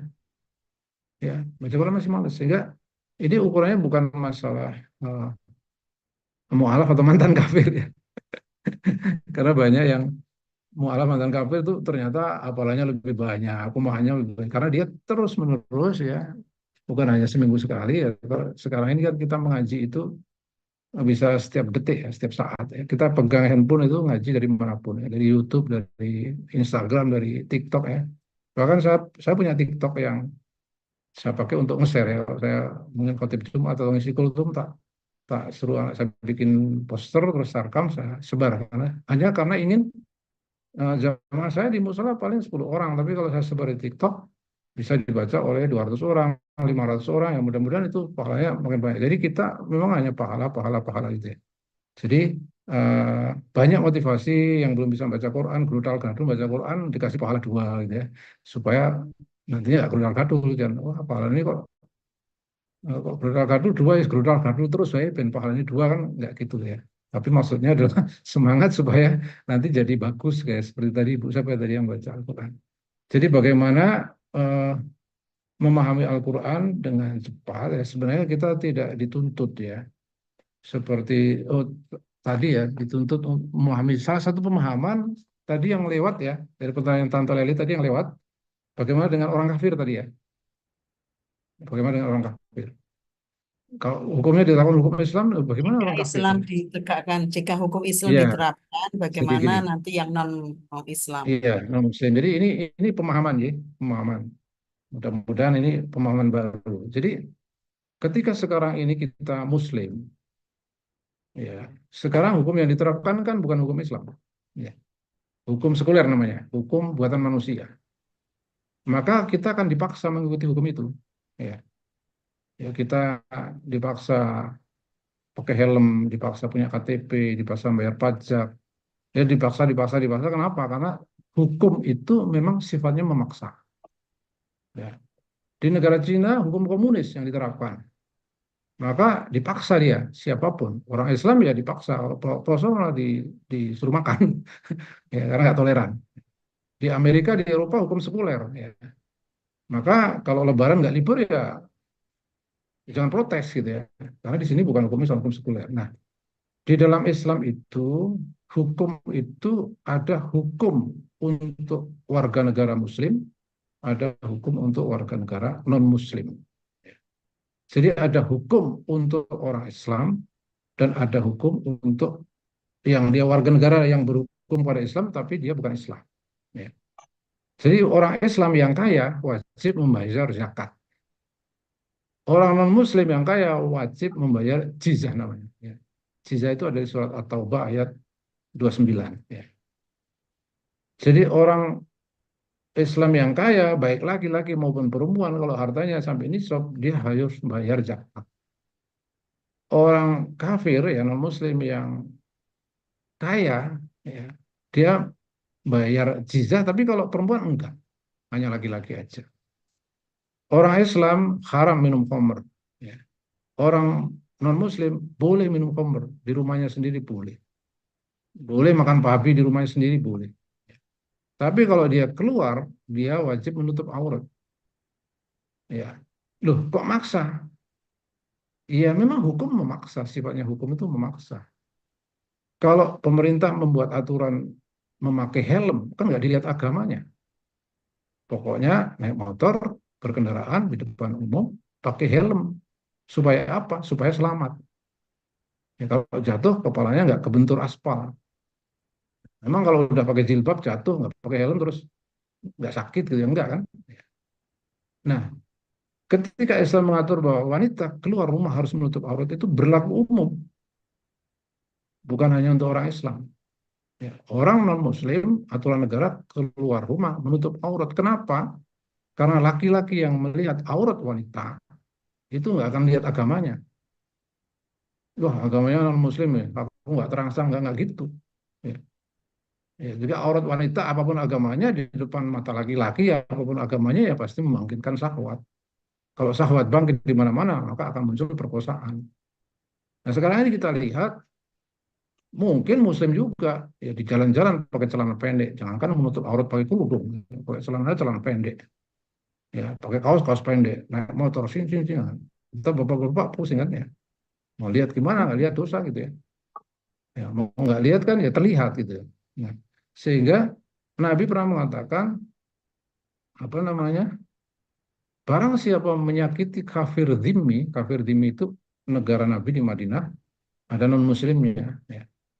Nabi mengatakan siapa menyakiti kafir dhimmi dia menyakiti aku, ya. Nah, berarti kan artinya baik Muslim maupun non Muslim itu semuanya dilindungi oleh negara. Jadi non Muslim yang sakit ya diobati, non Muslim yang bodoh dikasih ilmu, dididik, dikasih pekerjaan gitu. Itu saja sebenarnya ya. Jadi bukan bukan istilahnya, dan ini perdebatannya sudah sejak Indonesia merdeka ya. Apakah ketuhanan dengan menjalankan syariat Islam titik, atau ketuhanan dengan menjalankan syariat Islam bagi pemeluk-pemeluknya kan itu ya. Itu perdebatannya kan itu ya. Karena yang usul bagi pemeluk-pemeluknya itu pola pikirnya seperti Tante Leli tadi. Bagaimana dengan non-Muslim? Gitu. Ya kan non-Muslim kan nggak disuruh sholat, nggak disuruh bayar zakat. Ya. Tapi nanti ketika non-Muslim itu mau bikin pabrik homer, ya nggak boleh. Gitu ya. Muslim juga nggak boleh. Gitu. Nah ini kaitannya dengan Bu Anindya tadi ya, itu adalah pemahaman tentang Islam yang Allah nilai bukan hasilnya, tapi prosesnya Bu Anindya, ya, prosesnya. Jadi sampai titik Allah nanti memilih kita itu kita sudah seserius apa hasilnya itu serahkan kepada Allah. Karena ada sahabat Nabi yang belum Islam kemudian bertanya di jelang peperangan itu, wahai Nabi, kalau aku masuk Islam, aku ingin perang gitu, aku ingin ikut perang. Loh kamu Islam dulu gitu. Loh, memang kalau Islam nanti hadiahnya apa? Surga. Wah, orang itu semangat. Wah, saya ikut perang lah. Lagi makan kurma itu kurmanya dibuang. Saya ikut perang lah daripada di dunia cuma makan kurma ya. Dia tuh akhirnya ikut jihad dan meninggal. Dan Nabi ngasih komentar, inilah orang yang paling beruntung gitu ya. Belum juga sholat, belum juga zakat, belum juga haji. Baru masuk Islam ikut perang mati, masuk surga ya, tanpa hisab ya. Nah itu. Jadi enggak ada masalah ya Bu Anindya, musuh mu'alaf barusan. Ini yang Allah nilai adalah prosesnya, bukan hasilnya ya. Jadi proses serius apa kita memproses, hasilnya serahkan kepada Allah. Ya, sama dengan perjuangan melakukan Islam kafah tadi, hasilnya serahkan pada Allah. Tapi apakah kita berproses memperjuangkan itu atau tidak, itu yang jadi bekal kita. Ya, kalau Islam menang itu pasti, Islam akan kembali pasti. Tapi apakah kita menjadi bagian dari kembalinya kemenangan itu? Nah itu pilihan kita. Gitu. Katakan ya. Ya Ustaz, bantuan saya. Sudah cukup ya. Sudah Malam. 135. Mungkin diskusi kita dan apa yang sudah disampaikan oleh Pak Ustadz sudah bisa kita ambil garis besarnya. Nanti mohon koreksi ya Ustadz. Allah itu ridho kepada hamba-hambanya dengan melihat proses yang dijalankan dalam menjalankan perintahnya. Kemudian hamba-hamba yang mendapatkan ridho itu, maka Allah akan memberikan ampunan dan pahala seperti yang sudah dicontohkan kepada Rasulullah kita, sehingga jaminan ketentraman dan kebahagiaan dari Allah itu akan kita dapatkan. Kurang lebih demikian. Monggo Ustadz, kalau ada statement penutup, kami persilahkan. Terima kasih Pak Dudi, Bu Julita, Pak Isman, Pak dan semua. Ini ada 22 orang yang bersabar ya. Karena kemarin saya lihat di Padmanaba video-video yang sudah diupload di situ di Ngadem Kreatif. Waduh, ini kok lihatnya videonya ada 1 jam 45 menit, 1 jam 35 menit. Ternyata berpanjang-panjang. Ternyata saya kemarin, waduh, ternyata memang asik ya diskusinya, nggak kerasa. Jadi Bapak Ibu sekalian yang dirahmati Allah, ya, bagaimana kita memelihara semangat kita ya di dalam berislam ini. Sesungguhnya Allah tadi sudah dikatakan melihat proses kita. Kalau kita punya cita-cita tinggi, maka itu akan dicatat oleh Allah ya. Kemudian proses kita juga akan dicatat, ya semuanya akan dipertanggungjawabnya. Kalau saya ternyata kata-kata ayat yang paling saya sering sampaikan itu ya tadi ya ayyuhalladzina amanu udkhulu fis-silmi kafah tadi. Ya, karena kita berislam harus kafah.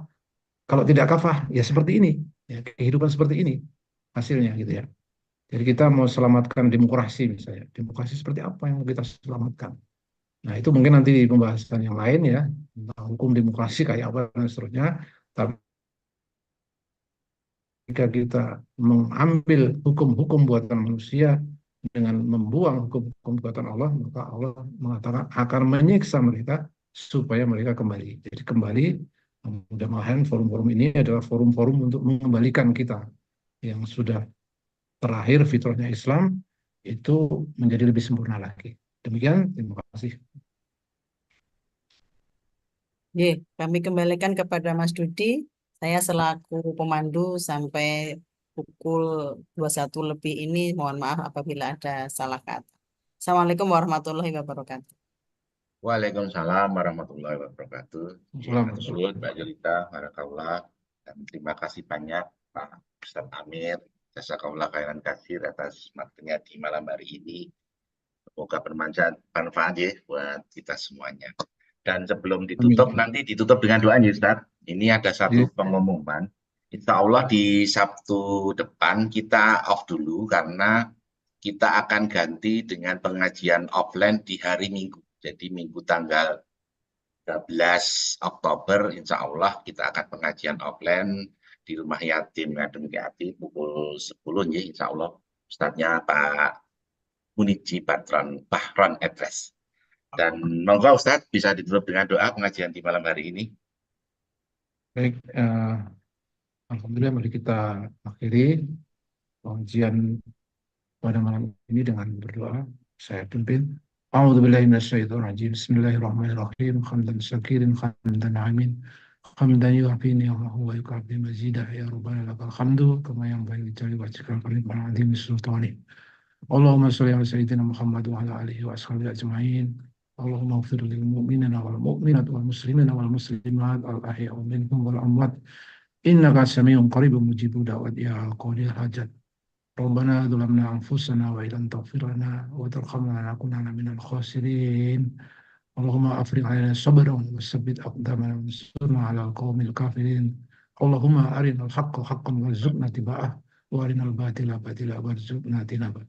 Rabbana atina fid dunya hasanah wa fil akhirati hasanah wa qina adzabannar. Subhana rabbika rabbil izzati amma yasifun wa salamun alal mursalin walhamdulillahi rabbil alamin. Saya kurang lebihnya mohon maaf. Assalamualaikum warahmatullahi wabarakatuh. Waalaikumsalam warahmatullahi wabarakatuh. Sekali lagi terima kasih banyak Ustadz Amir, jazakallah khairan katsir. Juga Mbak Zulita, Bu Guru, Mbak Anin dan semuanya yang sudah ada di malam hari ini. Mohon dimaafkan kalau ada salah dan dari kita, semoga nanti ke depannya menjadi lebih baik. Dan Bapak Ibu yang kami hormati, marilah pengajian di malam hari ini kita tutup bersama-sama dengan membaca doa kafaratul majlis. Subhanallah.